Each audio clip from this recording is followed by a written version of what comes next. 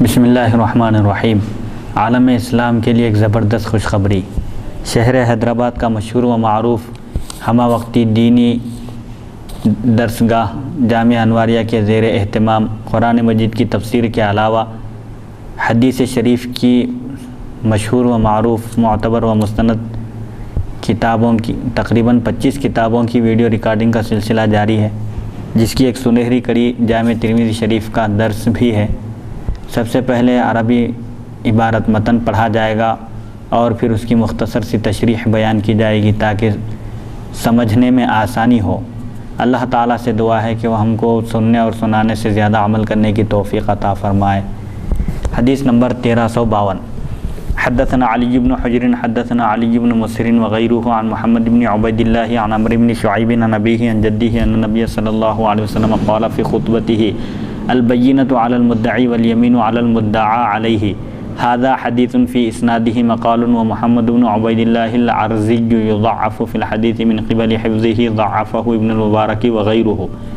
عمرو بن شعیب اپنے والد اپنے دادا سے روایت کرتے ہیں کہ نبی اکرم صلی اللہ علیہ وسلم اپنے خطبے میں ارشاد فرمایا، گواہ مدعی کے ذمے ہیں اور قسم مدعا علیہ پر ہے۔ اس حدیث کی اسناد میں کلام ہے۔ محمد بن عبید اللہ بن عرزی کو حدیث میں حفظ کے اعتبار سے ضعیف قرار دیا گیا ہے، ابن مبارک وغیرہ نے انہیں ضعیف قرار دیا ہے۔ اس حدیث شریف میں بھی یہ بات بیان کی جا رہی ہے کہ دعویٰ کرنے والے کے ذمے دلیل پیش کرنا ہے، گواہ پیش کرنا ہے، اور جس کے خلاف دعویٰ کیا جا رہا ہے اس کے ذمے قسم ہے۔ مثلا اگر کوئی ایک پراپرٹی کا یا جائیداد کا یا پلاٹ کا یا کسی بھی چیز کا دعویٰ کرے تو دعویٰ کرنے والے کی ذمہ داری یہ ہے کہ اپنے ثبوت کے لیے گواہ پیش کرے اور ثبوت میں دلائل پیش کرے۔ اگر نہیں پیش کر سکا تو مدعا علیہ سے قسم لی جائے گی۔ مدعا علیہ اگر قسم کھا لے اور قسم کھا کر کہے کہ یہ جائیداد یا یہ جو جس چیز پر دعویٰ کیا جا رہا ہے وہ میری ہی ہے، قسم کھا لیا تو پھر وہ مدعا علیہ کے ہی قبضے میں رہے گی۔ جیسا کہ حضرت علی رضی اللہ عنہ کا مشہور واقعہ ہے کہ آپ کا جنگی لباس گم ہو گیا، چوری ہو گیا، وہ ایک یہودی کے پاس ملا، تو آپ اس کے خلاف عدالت میں مقدمہ پیش کر دیے، مقدمہ دائر کیے۔ حضرت قاضی شریح اس وقت قاضی وقت تھے اور حضرت علی رضی اللہ عنہ کی جانب سے ہی ان کا تقرر کیا گیا تھا، ان کو مقرر کیا گیا تھا۔ جب آپ عدالت میں حاضر ہوئے، حضرت علی رضی اللہ عنہ جب عدالت میں حاضر ہوئے اور یہودی بھی وہ پیش ہوا، تو اس وقت قاضی شریح نے حضرت علی رضی اللہ عنہ سے پوچھا، دریافت کیا کہ یہ زرہ، یہ جنگی لباس آپ کا ہے، یہ دلیل کیا ہے؟ کیونکہ حضرت پاک علیہ الصلوۃ والسلام کا غالباً ارشاد ہے، فرمایا کہ اگر لوگوں کو صرف ان کے دعوے کی بنیاد پر اگر کوئی چیز حوالے کر دی جائے گی تو یہ ہوگا کہ سب لوگ دعویٰ کرنا شروع کر دیں گے۔ مثال کے طور پر اگر کوئی کسی مکان کے بارے میں دعویٰ کیا اور دعویٰ کرتے ہی اگر اس کے حوالے کر دیا جائے تو لوگوں کے اموال ضائع ہو جائیں گے۔ زبردستی لوگ لوگوں کی جائیداد پر قبضہ کرنا چاہیں گے، ان کی چیزوں کو اپنے قبضے میں لے لینا چاہیں گے۔ اس لیے صرف دعویٰ کرنا کافی نہیں ہے، دعویٰ کرنے کے بعد اس کے ثبوت میں دلائل پیش کرنا، گواہ پیش کرنا لازم اور واجب ہے۔ تو قاضی شریح نے آپ سے پوچھا کہ یہ جنگی لباس آپ کا ہے، اس کی دلیل کیا ہے، گواہ کون ہے اس کے؟ تو حضرت علی رضی اللہ عنہ نے اپنے غلام خنبر کو پیش کیا ایک گواہ کے طور پر، اور ایک گواہ کے طور پر امام حسن رضی اللہ عنہ کو پیش کیا۔ تو قاضی شریح نے فرمایا کہ غلام کی گواہی تو آپ کے حق میں قابل قبول ہے، لیکن چونکہ قاعدہ یہ ہے کہ والد کے حق میں بیٹے کی گواہی قبول نہیں کی جائے گی، کیونکہ کوئی بھی بیٹا اپنے والد کے خلاف گواہی نہیں دے گا عام طور پر، یہ ظاہری نقطہ نظر سے یہ ہے۔ اس لیے چونکہ آپ کے پاس ایک ہی گواہ ہے جبکہ گواہ دو ہونا لازم ہے، اس لیے یہ ازدراء کا فیصلہ یہودی کے حق میں کیا جاتا ہے۔ جب یہ کہا تو حضرت علی رضی اللہ عنہ اس فیصلے سے راضی ہو گئے، اور وہ یہودی جب دیکھا کہ بھئی خلیفہ وقت ہیں، مسلمانوں کے بڑے خلیفہ ہیں اور قاضی خود ان کے تابع ہیں، ماتحت رہنے کے باوجود ان کے حق میں فیصلہ نہیں کر رہے ہیں بلکہ ان کے خلاف فیصلہ ہو رہا ہے، اور وہ خوشی سے قبول بھی کر رہے ہیں اس فیصلے کو، تو فوراً حضرت علی رضی اللہ عنہ کے قدموں میں گر کر مسلمان ہو گیا اور زرہ بھی آپ کے حوالے کر دیا کہ یہ زرہ آپ ہی کی ہے، اور اس سے مجھے اسلام کی حقانیت اور صداقت کا علم ہو گیا۔ تو اس واقعے سے بتانا مقصد یہ ہے کہ دعویٰ کرنے والے کے ذمے گواہ پیش کرنا ہے، اور جس کے خلاف دعویٰ کیا جا رہا ہے اس کے ذمے قسم ہے، قسم کھانا ہے اس کے ذمے۔ اگر دعویٰ کرنے والا گواہ پیش نہیں کر سکا، دلائل پیش نہیں کر سکا، اپنی ملکیت کو ثابت نہیں کر سکا، اور جو شخص انکار کر رہا ہے کہ بھئی یہ پراپرٹی، یہ مکان، یہ جائیداد، یہ چیز جس کے اوپر دعویٰ کیا جا رہا ہے یہ ان کی نہیں ہے، بولنے والا قسم کھانا ہے۔ حدیث نمبر 1353 حدثنا محمد بن سہل بن عسکر البغدادی حدثنا محمد بن یوسف حدثنا نافع بن عمر الجمحی عن عبد الله بن ابي مليكة عن ابن عباس ان رسول الله صلى الله عليه وسلم قضى ان اليمين على المدعى عليه، هذا حديث حسن صحيح والعمل على هذا عند اهل العلم من اصحاب النبي صلى الله عليه وسلم وغيرهم ان البينة على المدعي واليمين على المدعى عليه۔ حضرت ابن عباس رضی اللہ عنہما سے روایت ہے، نبی اکرم صلی اللہ علیہ وسلم نے فیصلہ فرمایا کہ قسم مدعا علیہ پر ہے۔ یہ حدیث حسن صحیح ہے، صحابہ کرام اور دیگر اہل علم کا اس پر عمل ہے کہ گواہ مدعی کے ذمے اور قسم مدعا علیہ پر ہے۔ حدیث نمبر 1354 باب ما جاء فی الیمین مع الشاہد، گواہ کے ساتھ قسم بھی لینا۔ حدثنا یعقوب بن ابراہیم الدورقی حدثنا عبد العزیز بن محمد قال حدثني ربیعۃ بن ابی عبد الرحمن عن سہیل بن ابی صالح عن ابیہ عن ابی ہریرہ قال قضى رسول اللہ صلی اللہ علیہ وسلم بالیمین مع الشاہد الواحد۔ قال ربيعة وأخبرني ابن لسعد بن عبادة قال وجدنا في كتاب سعد أن النبي صلى الله عليه وسلم قضى باليمين مع الشاهد، وفي الباب عن علي وجابر وابن عباس۔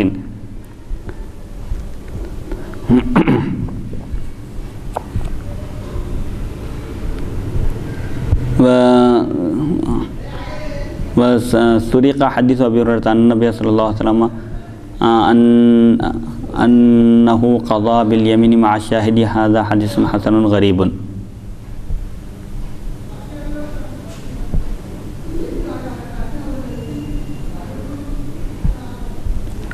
حضرت ابو ہریرہ رضی اللہ عنہ سے روایت ہے، نبی اکرم صلی اللہ علیہ وسلم نے ایک گواہ اور قسم کے ساتھ فیصلہ فرمایا۔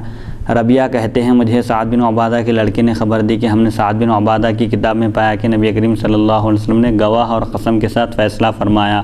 اس باب میں حضرت علی، جابر ابن عباس اور سریق رضی اللہ عنہ سے بھی روایت ہیں۔ حدیث ابو ہریرہ کہ حضرت صلی اللہ علیہ وسلم نے ایک گواہ اور قسم کے ساتھ فیصلہ فرمایا حسن غریب ہے۔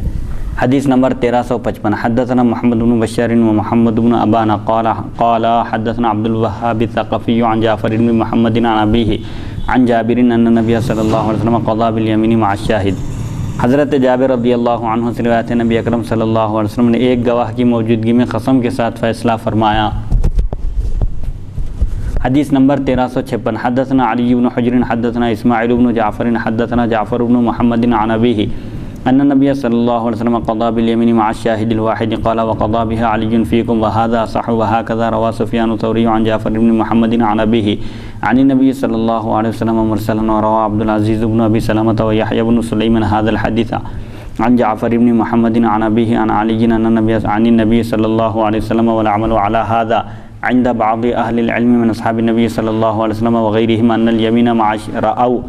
ان اليمين مع الشاهد الواحد جائزة في الحقوق والأموال، وهو قول مالك بن أنس والشافعي وأحمد وإسحاق، وقالوا لا يقضى باليمين مع الشاهد الواحد إلا في الحقوق والأموال، ولم يرى بعض أهل العلم من أهل الكوفة وغيرهم أن يقضى باليمين مع الشاهد الواحد۔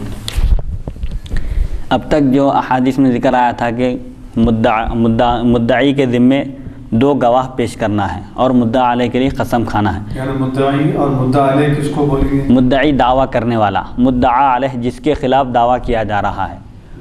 تو اب آگے جو حدیثیں آ رہی ہیں اس میں حضور پاک علیہ السلام کا یہ عمل بتایا جا رہا ہے کہ آپ نے ایک گواہ کے ساتھ قسم لے کر فیصلہ فرمایا، حالانکہ دو گواہ لازم ہیں، مدعی کی جانب سے دو گواہ پیش کیا جانا چاہیے، لیکن حضور پاک علیہ السلام نے ایک گواہ کے ساتھ مدعی سے قسم لے کر آپ نے فیصلہ فرمایا۔ تو اب اس سلسلے میں یہ احادیث بیان کی جا رہی ہیں، اس میں فقہا کا اختلاف ہے۔ احناف کے پاس دو گواہ لازم ہیں، ایک گواہ کے ساتھ قسم کے ساتھ فیصلہ نہیں کیا جا سکتا۔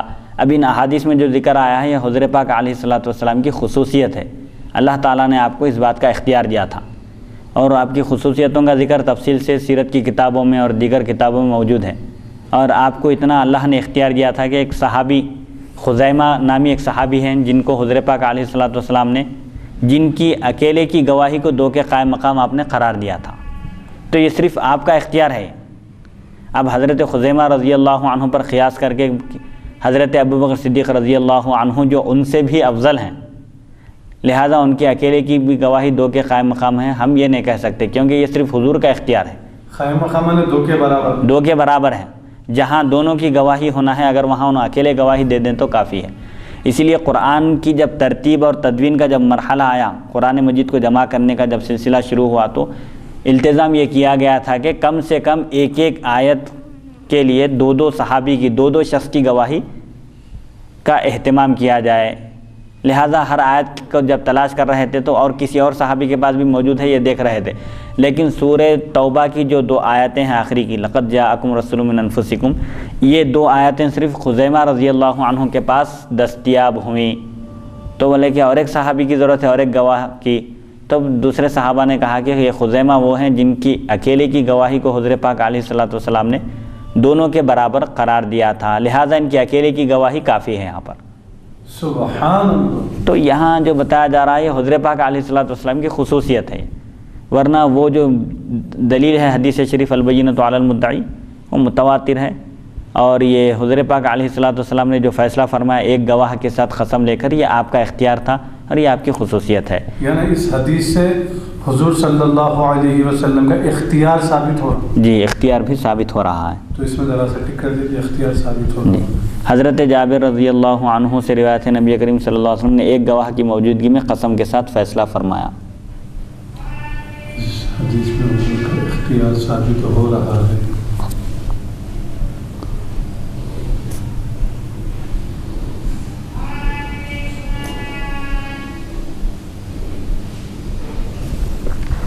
جعفر بن محمد اپنے والد سے روایت کرتے ہیں نبی اکرم صلی اللہ علیہ وسلم نے ایک گواہ کی موجودگی میں قسم کے ساتھ فیصلہ فرمایا. راوی فرماتے ہیں حضرت علی رضی اللہ عنہ نے بھی تمہارے درمیان اسی کے ساتھ فیصلہ فرمایا، یہ زیادہ صحیح ہے.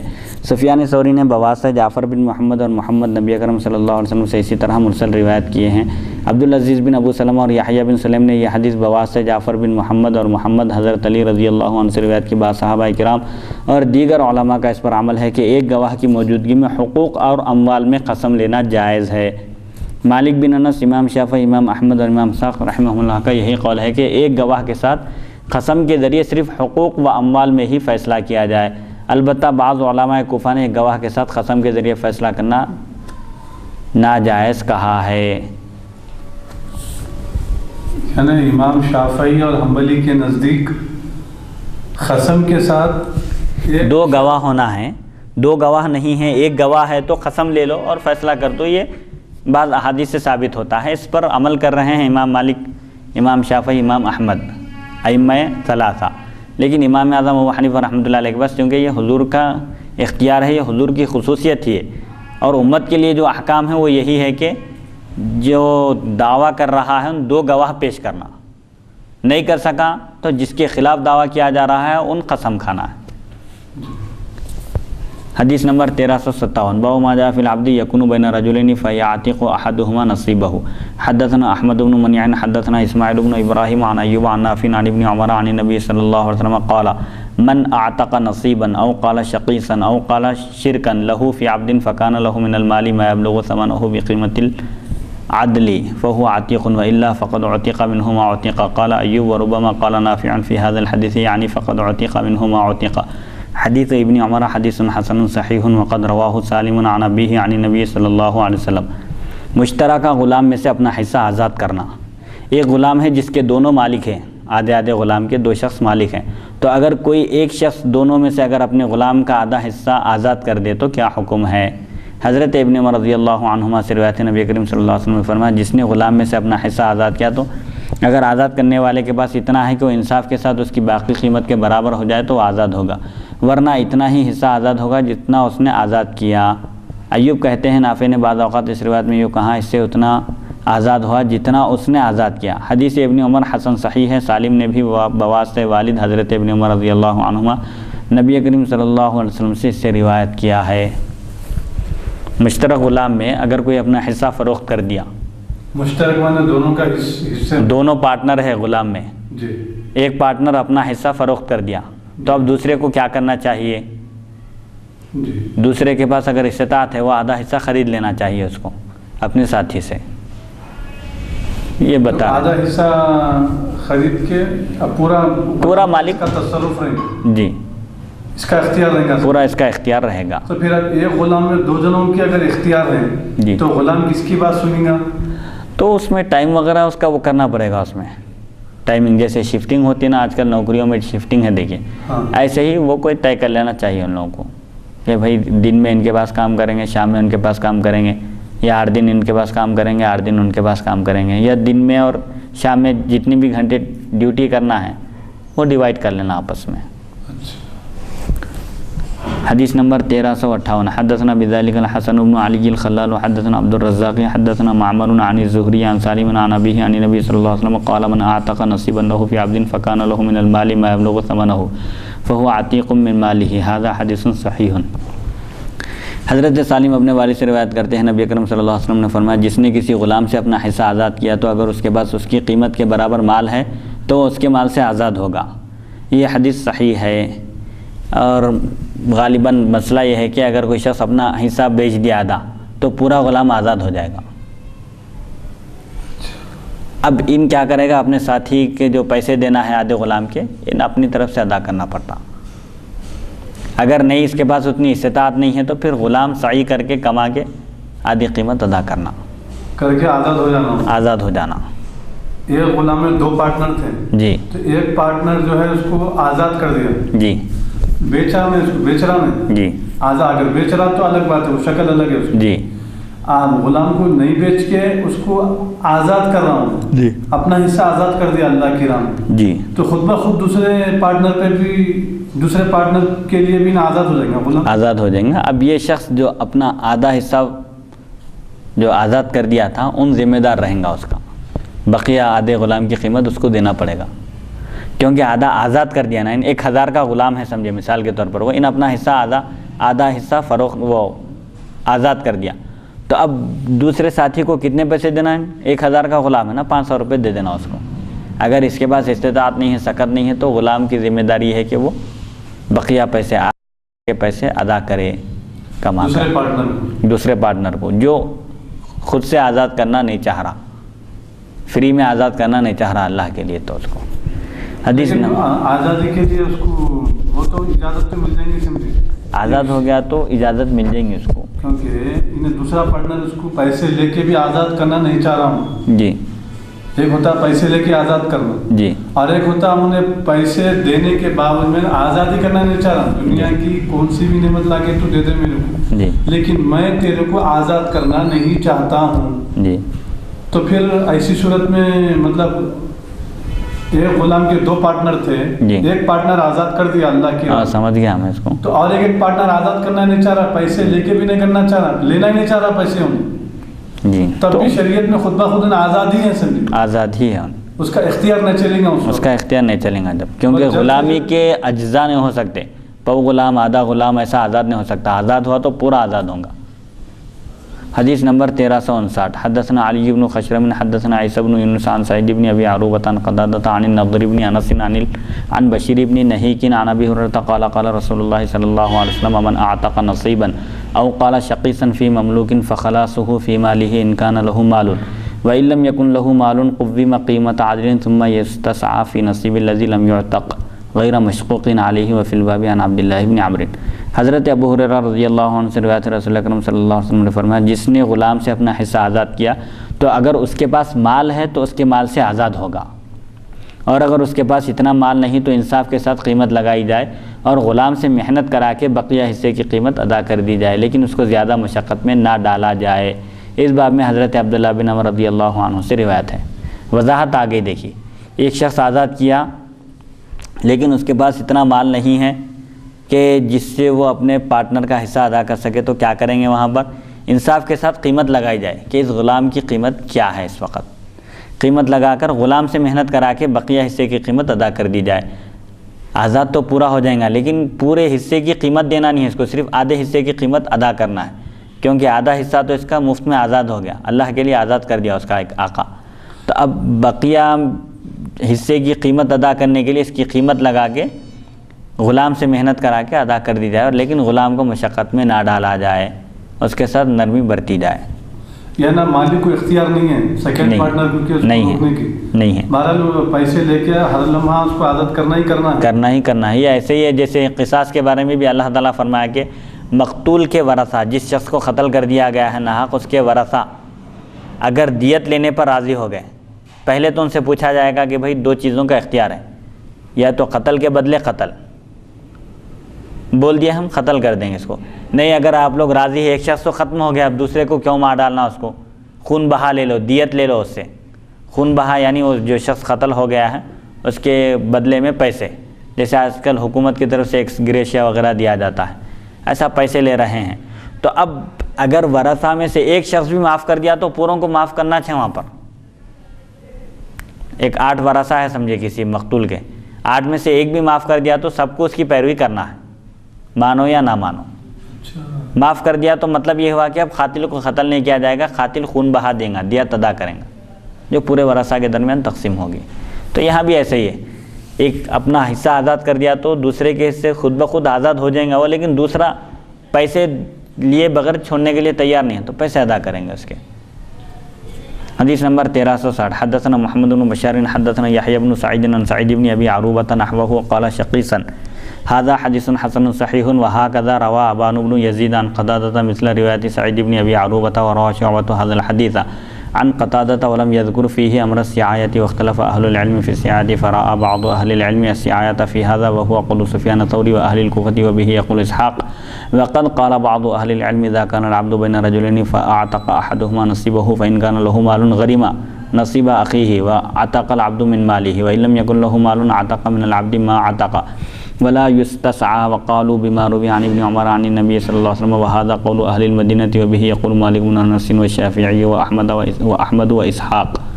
محمد بن بشار نے بواسطہ یحییٰ بن سعید بن عروبہ سے اس کے ہمانہ حدیث روایت کی اور نصیب بہو کی جگہ شقیصہ کا لفظ استعمال کیا. یہ حدیث حسن صحیح ہے.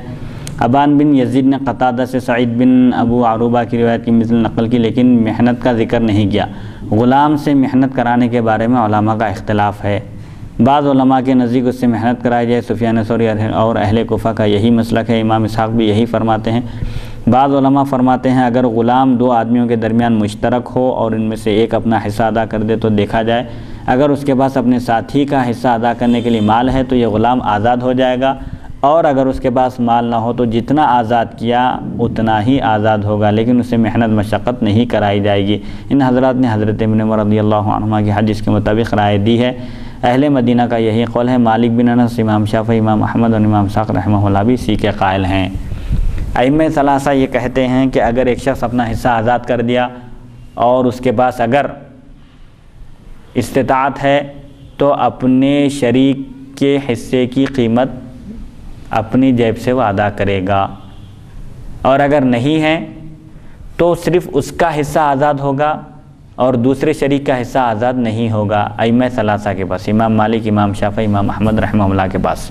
اور احناف اور سفیان ثوری یہ فرماتے ہیں کہ اگر ایک شخص اپنا حصہ آزاد کر دیا ہے اور اپنے ساتھی کے پیسے، یہ پارٹنر کے پیسے ادا نہیں کر سکتا، تو ایسی صورت میں غلام سے محنت کرائی جائے گی اور غلام سے کہا جائے گا کہ یہاں تو تمہارا آدھا حصہ اللہ کے لیے آزاد ہو گیا ہے، مفت آزاد ہو گیا ہے، بقیہ آدھے حصے کی آزادی کے لیے تم کما کر وہ ادا کر دو اپنے آقا کو، دوسرے آقا کو، تو تم خود بخود آزاد ہو جاؤ گے. حدیث نمبر 1361 باب ما جاء فی العمرہ، عمر بھر کے لیے کوئی چیز ہبا کرنا، تحفہ دینا. حدثنا محمد بن مثنى حدثنا ابن ابي عدي عن سعيد عن قتادة عن الحسن عن سمرة ان النبي الله صلى الله عليه وسلم قال العمرة جائزة لأهلها أو ميراث لأهلها. وفي الباب عن زيد بن ثابت وجابر وابي هريرة وعائشة وابن الزبير ومعاوية. حضرت سمرہ رضی اللہ عنہ سے روایت ہے، نبی اکرم صلی اللہ علیہ وسلم نے فرمایا عمرہ یعنی عمر بھر کے لیے تحفتاً اس چیز کو جس کو ہبا کیا گیا ہے اس کے گھر والوں کے لیے جائز ہے، یا فرمایا اس کے گھر والوں کے لیے وراثت ہے. اس باب میں حضرت زید بن ثابت، جابر، ابو ہریرہ، عائشہ ابن زبیر اور معاویہ رضی اللہ عنہ سے بھی روایت منقول ہیں. اگر کوئی شخص کسی کو تحفتاً عمر بھر کے لیے کوئی چیز دے دیا تو وہ اس کے لیے جائز ہے. اب پھر جب اس کا انتقال ہوگا تو وہ چیز اس کے ورثہ کے درمیان تقسیم ہوگی. ہبا میں تحفتاً جو چیز آئی ہے اس کے طریقے میں وہ شمار ہوگی. حدیث نمبر 1362 حدثنا الانصاری حدثنا معن حدثنا مالک عن ابن شهاب عن ابی سلمۃ عن جابر بن عبد الله ان رسول الله صلی اللہ علیہ وسلم قال ایما رجل اعمر عمرہ له ولعقبه فانها للذي يعطاها لا ترجع الى الذي اعطاها لانه اعطى عطاء وقعت فيه المواريث. هذا حديث حسن صحيح. وهكذا روى معمر وغير واحد عن الزهري مثل رواية مالك وروى بعضهم عن الزهري ولم يذكر فيه ولعقبه والعمل على هذا عند بعض أهل العلم. قالوا إذا قال هي لك حياتك ولعقبك فإنها لمن أعمرها لا ترجع إلى الأول، وإذا لم يقل لعقبك فهي راجعة إلى الأول إذا مات المعمر، وهو قول مالك بن أنس والشافعي وروي من غير وجه عن النبي صلى الله عليه وسلم قال العمرة جائزة لأهلها والعمل على هذا عند بعض أهل العلم. قالوا إذا مات المعمر فهي لورثته وإن لم يجعل لعقبه، وهو قول سفيان الثوري وأحمد وإسحاق. حضرت جابر بن عبداللہ رضی اللہ عنہ سے روایت ہے، رسول اکرم صلی اللہ علیہ وسلم نے فرمایا جس شخص کو کسی دوسرے کی طرف سے عمر بھر کے لیے کوئی چیز تحفتاً دی جائے تو وہ اس کے لیے اور اس کے ورثہ کے لیے ہوگی، وہ اسی کے لیے رہے گا جس کو دیا گیا، دینے والے کی طرف نہیں لوٹے گا کیونکہ اس نے ایسا عطیہ دیا جس میں میراث واقع ہوئی ہے. یہ حدیث حسن صحیح ہے. معمر اور کئی دوسرے حضرات نے زہری سے مالک کی روایت کی طرح نقل کیا. بعض محدثین نے زہری سے روایت کیا لیکن ولی عقیبہ کے الفاظ مذکور نہیں ہیں، اس کے لیے اور اس کے اولاد کے لیے. بعض علماء کا اس پر عمل ہے، وہ فرماتے ہیں جب معطی نے کہا، دینے والے نے کہا یہ ساری زندگی تمہارے لیے اور تمہارے بعد والوں کے لیے ہے تو یہ اسی کے لیے ہوگی جس کو دیا گیا ہے، پہلے کی طرف واپس نہیں ہوگی. ایک شخص اپنی زندگی میں کسی کو ایک تحفہ دیا اور کہا کہ یہ تمہارے زندہ رہنے تک تمہارے لیے ہے، تو اب علماء یہ کہتے ہیں کہ یہ تمہارے زندہ رہنے تک تمہارے لیے ہے، بلکہ بولا تو اس کے انتقال کے بعد وہ چیز دینے والے کی طرف پلٹ جائے گی، لوٹا دی جائے گی. نہیں، تمہارے لیے تمہاری زندگی تک ہے اور اس کے بعد تمہاری اولاد کے لیے ہے بولا تو پھر دینے والے کی طرف یہ چیز نہیں پلٹے گی، نہیں لوٹائی جائے گی، بلکہ اب اس کے اولاد میں وہ میراث وہ اس کو طلب کرے، واپس لینے کے لیے طلب کرے، مانگے جی، تب بھی اس کو وہ نہیں دی جائے گی، کیونکہ الفاظ کا اعتبار ہے، اس میں کیا کہا تھا اس کا اعتبار ہے. یہ تمہارے لیے ہے، تمہاری زندگی تک کا مطلب یہ ہوا کہ میراث نہیں ہے، تمہاری اولاد کا اس میں کوئی حصہ نہیں ہے، اگر تمہارا انتقال ہو جائے تو پھر ہم یہ واپس لے لیں گے، یہ مطلب ہے. نہیں بول دیا تمہاری اولاد کے لیے بھی ہے، مطلب یہ ہے کہ اب زندگی بھر کے لیے ہے، جب تک کیا ہے فائدہ اٹھاؤ، جب واپس نہیں لے سکتا. اگر اولاد کا ذکر نہیں کرا تو دے دیا بولا جی، دے دیا، دے رہا ہوں تحفتاً بولا، تحفتاً دے رہا ہوں تو تحفہ واپس نہیں لے سکتے. تحفتاً دے رہا ہوں تمہاری زندگی تک بولا، تم زندہ رہنے تک یہ گھر میں رہو. جیسے بعض لوگ بولتے ہیں نا ہم یہ مکان خرید لیے، بھائیوں بہنوں میں اگر کوئی مکان فروخت کر لیے ایک دوسرے سے خرید لیے تو بولتے کہ بھائی تمہارے زندہ رہنے تک یہاں رہنا، تم اس کے بعد خالی کر دینا. تو مطلب کیا ہوا ہے، ان کے زندہ رہنے تک ہے، اب ان کی اولاد نہیں رہ سکتی ان کے انتقال کے بعد. بول دیے اب ہم خرید لیے تھے آپ سے، لیکن جب تک چاہو رہو، تم رہو، تمہاری اولاد رہو، جو رہنا چاہے رہو. اختیار دے دی ان کو، اب ہٹا نہیں سکتے. خالی تحفہ دے دیا آپ کو زندگی کی، وہ کوئی قید نہیں لگا ہے، سال 2 سال 10 سال 20 سال یا زندگی بھر تک کی، تو وہ اس کو واپس نہیں لے سکتے اس کو بھی، کیونکہ تحفہ دینے کے بعد واپس لینا ایسے ہے جیسے حدیث میں اس کی مذمت آئی ہے. جی پیچھے گزر چکی ہے. جی ہو، پیچھے گزر چکی ہے. تو یعنی پھر اس کے اولاد کو بھی ملیں گے، اس کے ملیں گے. وہی الفاظ کے اوپر ہے، بس خالی اس شخص کے لیے خاص کیا تھا اس کی زندگی تک تو اس کی زندگی تک رہے گا، نہیں اس کے لیے اس کی اولاد کے لیے بولا تو اس کی اولاد کے اب بھی اس میں حق رہے گا. یعنی کچھ بھی نہیں بولا، خالی کوئی تحفہ دے دیا بولے بھی تو اس کے بعد اس کی اولاد کا رہیں گے، اور وہ تو واپس لینے کا حق نہیں رہیں گے. واپس لینے کا حق نہیں رہے گا. کسی کو گفٹ کر دیا، تحفہ دے دیا تو اب وہ مالک ہو گیا، تحفہ لینے والا قبضہ کر لیا اس پر تو وہ مالک ہو گیا. جب واپس لینے کے الفاظ کچھ خیر نہیں لگایا ہوں، نہیں لگایا. وہ عاریتاً دینے والی چیزوں میں ہوتا، عارضی طور پر دیتے. جیسے پہلے جب تنگی بہت زیادہ تھی، فین لا لیتے تھے پڑوسی کے پاس تو رکھ لے سکتے تھے کیا؟ اب مہمان آئے 1 گھنٹے کے واسطے پنکھا لا لیا، مہمان جاتے ہی واپس کر دیتے، ٹیمپرری سمجھے سائیں، عاریتاً لے کے واپس کر دیتے. اور اگر بعد والوں کے لیے کہ الفاظ نہ کہے تو موہوب لہو، یعنی جس کو تحفہ دیا جا رہا ہے اس کے مرنے کے بعد تحفہ دینے والے کو واپس دے دیا جائے گا. مالک بن انس، امام شافعی رحمہ اللہ کا یہی قول ہے. نبی اکرم صلی اللہ علیہ وسلم سے متعدد سندوں سے، کئی سندوں سے مروی ہے کہ عمرہ یعنی عمر بھر کے لیے کسی کو تحفہ دے دینا اپنے اہل کے لیے جائز ہے. بعض اہل علم کا اس پر عمل ہے، وہ فرماتے ہیں موہوب لہو کے مرنے پر وہ اس کے ورثہ کے لیے ہوگا، اگرچہ کہ واہب نے یہ نہ کہا ہو کہ تیرے بعد والوں کے لیے ہے. سفیان ثوری، امام احمد اور امام اسحاق رحمہ اللہ اسی کے قائل ہیں. موہوب لہو یعنی جس کو تحفہ دیا جا رہا ہے، واہب تحفہ دینے والا. تو اس کی وضاحت ہو گئی ہے کہ اگر کوئی شخص کسی کو زندگی بھر کے لیے اگر کوئی تحفہ دے اور اس کی اولاد کا ذکر نہ کرے تو وہ صرف اسی شخص کے لیے ہوگا، اس کی زندگی تک ہوگا، اور اس کی زندگی کے بعد پھر تحفہ دینے والے کو وہ چیز واپس کر دی جائے گی. حدیث نمبر 1363 باب ما جاء فی الرقبہ. حدثنا احمد بن منیع حدثنا حشیم عن داود بن ابی ہند عن ابی الزبیر عن جابر قال قال رسول اللہ صلی اللہ علیہ وسلم العمرہ جائزۃ لأہلها والرقبہ جائزۃ لأہلها هذا حدیث حسن وقد رواه بعضهم عن ابی الزبیر عن جابر موقوفا والعمل على هذا عند بعض اهل العلم من اصحاب النبي صلى الله عليه وسلم وغيرهم ان الرقبة جائزة مثل العمرة وهو قول احمد واسحاق وفرق بعض اهل العلم من اهل الكوفة وغيرهم بين العمرة والرقبة فاجاز العمرة ولم يجيز الرقبة وتفسير الرقبة ان يقول هذا الشيء لك ما عشت فإن مت قبلي فهي راجعة إلي وقال أحمد وإسحاق الرقبة مثل العمرة وهي لمن أعطيها ولا ترجع إلى الأول. رقبہ کا حکم. رقبہ کی تشریح آگے حدیث میں آ رہی ہے. رقبہ کا مطلب یہ ہے کہ یہ چیز تمہارے لیے تحفہ ہے ما عشت جب تک تم زندہ رہو، اور اگر تم مجھ سے پہلے انتقال کر جاؤ تو پھر وہ چیز میری طرف پلٹ کر آ جائے گی. اس کا نام ہے رقبہ. حضرت جابر رضی اللہ عنہ سے روایت ہے رسول اکرم صلی اللہ علیہ وسلم نے فرمایا عمرہ اس کے اہل کے لیے جائز ہے. عمرہ یعنی زندگی بھر کے لیے کسی کو کوئی چیز تحفتاً دے دینا، اور رقبہ اس کے اہل کے لیے جائز ہے. رقبہ کا مطلب یہ بھی گزر چکا کہ تمہارے لیے یہ چیز ہے تم جب تک زندہ رہو، اور اگر تمہارا انتقال میرے سے پہلے ہو جائے تو وہ چیز میری طرف پلٹ کر آ جائے گی. یہ الفاظ کی وضاحت ہے پوری اس میں، تو ایسا ہی ہوگا اس میں. یہ حدیث حسن ہے. بعض محدث نے بواسطہ ابو زبیر حضرت جابر رضی اللہ عنہ سے موقوفاً روایت کیا ہے. بعض صحابہ کرام اور دیگر علماء کا اس پر عمل ہے کہ رقبہ عمرہ کی طرح جائز ہے. جس طرح عمرہ جائز ہے، کسی کو زندگی تک اس کی کوئی چیز تحفتاً دے دینا جائز ہے، عمر بھر کے لیے جس طرح دینا جائز ہے، اسی طرح اس کے زندہ رہنے تک کے لیے بھی دینا یہ بھی جائز ہے، اور اس کا نام ہے رقبہ. امام احمد اور امام اسحاق رحمہ اللہ کا یہ قول ہے. بعض علماء کوفہ اور دوسرے حضرات نے عمرہ اور رقبہ میں فرق کرتے ہوئے عمرہ کو جائز رکھا لیکن رقبہ کو ناجائز کہا. رقبہ کا مطلب یہ ہے کہ دینے والا دوسرے کو کہے جب تک تو زندہ ہے یہ چیز تیرے لیے ہے، اگر تم مجھ سے پہلے مر جاؤ تو یہ دوبارہ میری ہو جائے گی. امام احمد اور امام اسحاق رحمہ اللہ فرماتے ہیں رقبہ عمرہ کی طرح ہے، اور یہ اسی کے لیے ہوگا جس کو دیا گیا، دینے والے کو واپس نہیں کیا جائے گا. حدیث نمبر 1364 باب ما ذکر عن رسول اللہ صلی اللہ علیہ وسلم فی الصلح بین الناس.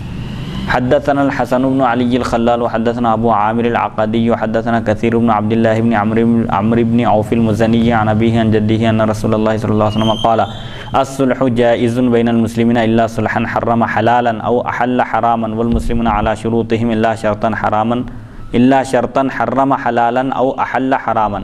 هذا حدیث حسن صحیح. لوگوں کے درمیان صلح کرانا.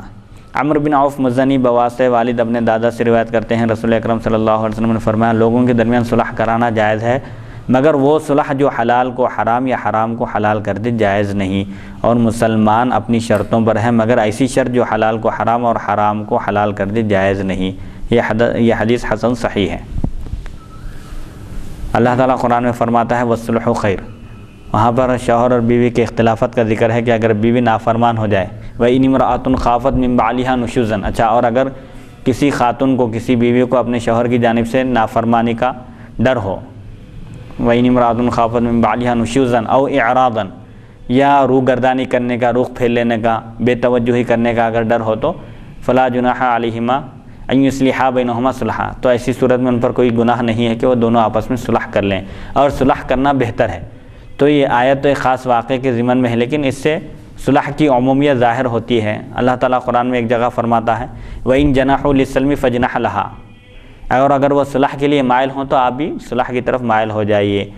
تو آپس میں صلح کرانا مسلمانوں کے درمیان یہ بہت بڑے ثواب کا کام ہے، اور اللہ تعالیٰ نے اس کی اہمیت بھی بتائی ہے. وَأَصْلِحُوا ذَاتَ بَيْنِكُمْ، آپس میں ایک دوسرے کی صلح کراؤ. البتہ ایسی صلح جس کی وجہ سے حلال حرام ہو رہا ہے یا حرام حلال ہو جا رہا ہے تو وہ صلح جائز نہیں ہے. ایسے ہی شروط بھی حرام، ایسے ہی شرط لگانا بھی. ہاں، ایسی شرط لگا رہے ہیں جس کی وجہ سے جو چیز حلال ہے وہ حرام ہو جا رہی ہے، یا حرام ہے تو حلال ہو جا رہی ہے، ایسی شرط بھی درست نہیں ہے. حدیث نمبر 1365 باب ما جاء فی الرجل یضع علی حائط جارہ خشبا، پڑوسی کی دیوار میں لکڑی گاڑنا. حدثنا سعید بن عبد الرحمن حدثنا سفیان بن عینۃ عن الزہری عن الأعرج عن ابی ہریرہ قال سمعته يقول قال رسول اللہ صلی اللہ علیہ وسلم اذا استأذن احدكم جاره ان يغرز خشبه في جداره فلا يمنعه فلما حدث ابو هريرة طأطأوا رؤوسهم فقالوا ما لي أراكم عنها معرضين والله لأرمين بها بين أكتافكم. وفي الباب عن ابن عباس ومجمع ابن جارية حديث ابي هريرة حديث حسن صحيح والعمل على هذا عند بعض أهل العلم وبه يقول الشافعي. وروي عن بعض أهل العلم منهم مالك بن أنس قالوا له أن يمنع جاره أن يضع خشبة في جداره والقول الأول أصح. حضرت ابو ہریرہ رضی اللہ عنہ سے روایت ہے رسول اکرم صلی اللہ علیہ وسلم نے فرمایا جب تم میں سے کسی سے اس کا پڑوسی اس کی دیوار میں لکڑی گاڑنے کی اجازت مانگے تو وہ اسے نہ روکے. حضرت ابو ہریرہ رضی اللہ عنہ نے جب یہ حدیث بیان کی تو لوگوں نے سر جھکا دیے. آپ نے فرمایا کیا وجہ ہے, کیا بات ہے کہ میں تمہیں اس سے منہ پھیرتے دیکھتا ہوں, اللہ کی قسم میں اسے تمہارے کندھوں کے درمیان گاڑ دوں گا. اس باب میں حضرت ابن عباس اور مجمع بن جاریہ رضی اللہ عنہ سے بھی روایت مذکور ہیں. حدیث ابو ہریرہ حسن صحیح ہے. بعض علماء کا اس پر عمل ہے, امام شافعی بھی یہی کہتے ہیں. بعض علماء جن میں مالک بن انس رحمہ اللہ بھی شامل ہے فرماتے ہیں کہ کوئی شخص پڑوسی کو اپنی دیوار میں لکڑی گاڑنے سے منع کر سکتا ہے. پہلا قول زیادہ صحیح ہے, یعنی اگر کوئی پڑوسی دیوار میں اگر کوئی کھوٹی یا لکڑی یا کوئی اسٹینڈ کیلا مارنا چاہتا ہے اس کو روکنا نہیں چاہیے. دیوار اگر مشترک ہے تو یہ ایک ہی دیوار ہے, دو شخصوں کے گھر کے بیچ میں ہے, سمجھے ایک ہی دیوار سے متصل دوسرے کا گھر ہے, دیوار میں مشترک ہے تو نہیں روکنا چاہیے اس کو. حدیث نمبر 1366 باب ما جاء ان الیمین علی ما یصدقه صاحبه. حدثنا قتیبۃ واحمد بن منیع المعنى واحد قال حدثنا هشیم عن عبد الله بن ابي صالح عن ابيه عن ابي هريرة قال قال رسول الله صلی اللہ علیہ وسلم الیمین علی ما یصدقك به صاحبك. هذا حدیث حسن غریب لا نعرفه الا من حدیث هشیم عن عبد الله بن ابي صالح وعبد الله هو اخو سهيل بن ابي صالح والعمل على هذا عند اهل العلم وبه يقول احمد واسحاق. وروي عن ابراهيم النخعي انه قال اذا كان المستحلف ظالما فالنية نية الحلف وان كان المستحلف مظلوما فالنية الذي استحلف. سچی قسم. حضرت ابو ہریرہ رضی اللہ عنہ سے روایت ہے رسول اکرم صلی اللہ علیہ وسلم نے فرمایا صحیح قسم وہی ہے جس کے سبب تمہارا ساتھی تمہاری تصدیق کرے. یہ حدیث حسن غریب ہے, ہم اسے صرف بواس سے حشیم عبداللہ بن ابو صالح کی روایت سے پہچانتے ہیں. عبداللہ سہیل بن ابی صالح کے بھائی ہیں. بعض علماء کا اس پر عمل ہے, امام احمد اور امام اسحاق رحمہ اللہ بھی یہی کہتے ہیں. ابراہیم نخعی سے مروی ہے اگر قسم لینے والا ظالم ہو تو قسم کھانے والے کی نیت معتبر ہوگی, اور اگر قسم لینے والا مظلوم ہو تو اس کی نیت کا اعتبار ہوگا.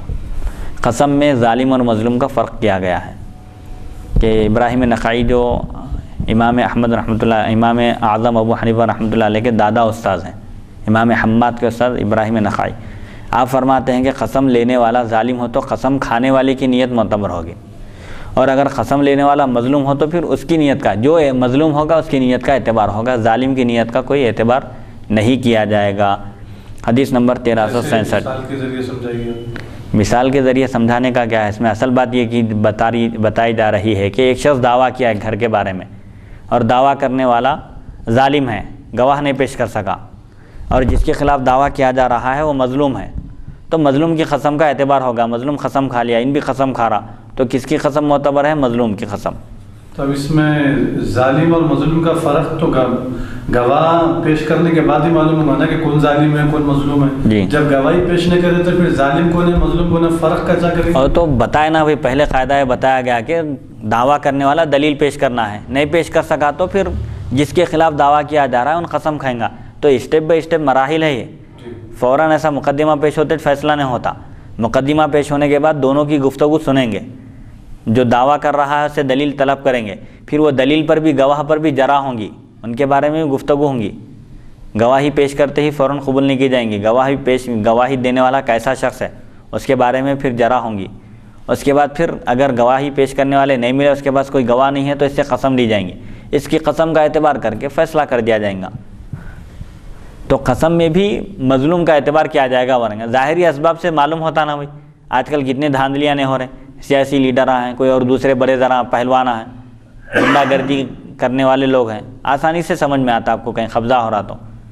اب محلے والے رہتے, ایک عرصے سے دیکھ رہے ہیں اس کے قبضے میں گھر ہے اور رہ رہا وہاں پر, ایک کوئی دوسرا شخص جعلی وہ اس کے کاغذاں بنا کے لاگے بڑا یہ گھر میرا ہے.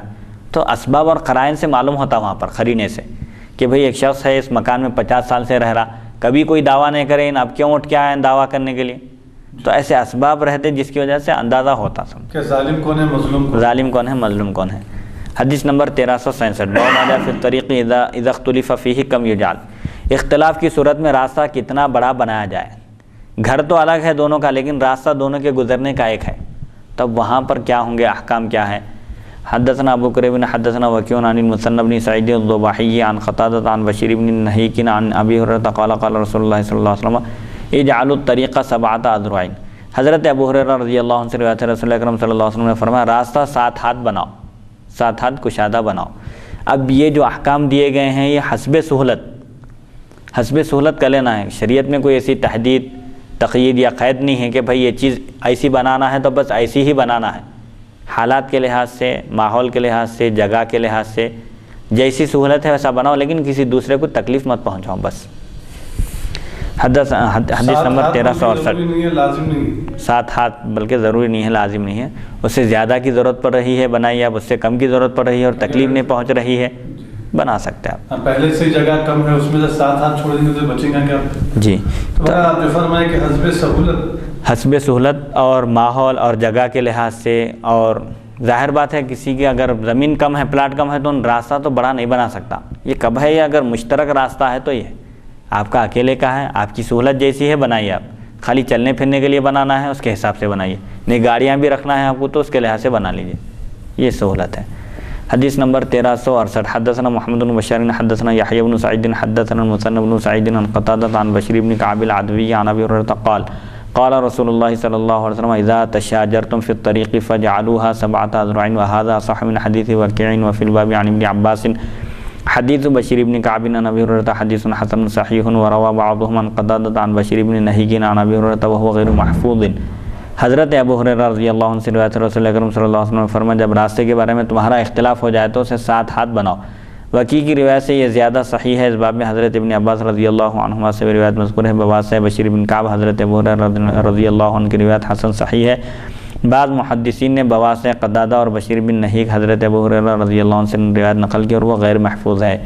حدیث نمبر 1369 باب ما جاء فی تخییر الغلام بین ابویہ اذا افترقا، حدثنا نضر بن علی حدثنا سفیان عن زیاد بن سعد عن ہلال بن ابی میمونۃ الثعلبی عن ابی میمونۃ عن ابی ہریرہ ان النبی صلی اللہ علیہ وسلم خیر غلاما بین ابیہ و امہ وفی الباب عن عبد اللہ بن عمرو وجد عبد الحمید بن جعفر حدیث ابی ہریرہ حدیث حسن صحیح وابو میمونۃ اسمہ سلیم والعمل على هذا عند بعض اہل العلم من اصحاب النبی صلی اللہ علیہ وسلم وغیرهم قالوا يخیر الغلام بین ابویہ اذ وقعت بینہما المنازعات فی الولد وهو قول احمد واسحاق وقال ما كان الولد صغيرا فالام احق فاذا بلغ الغلام 7 سنين خير بين ابويه وهلال بن ابي ميمونة وهلال بن علي بن اسامة وهو مدني وقد روى عنه يحيى بن ابي كثير ومالك بن انس وفليح بن سليمان۔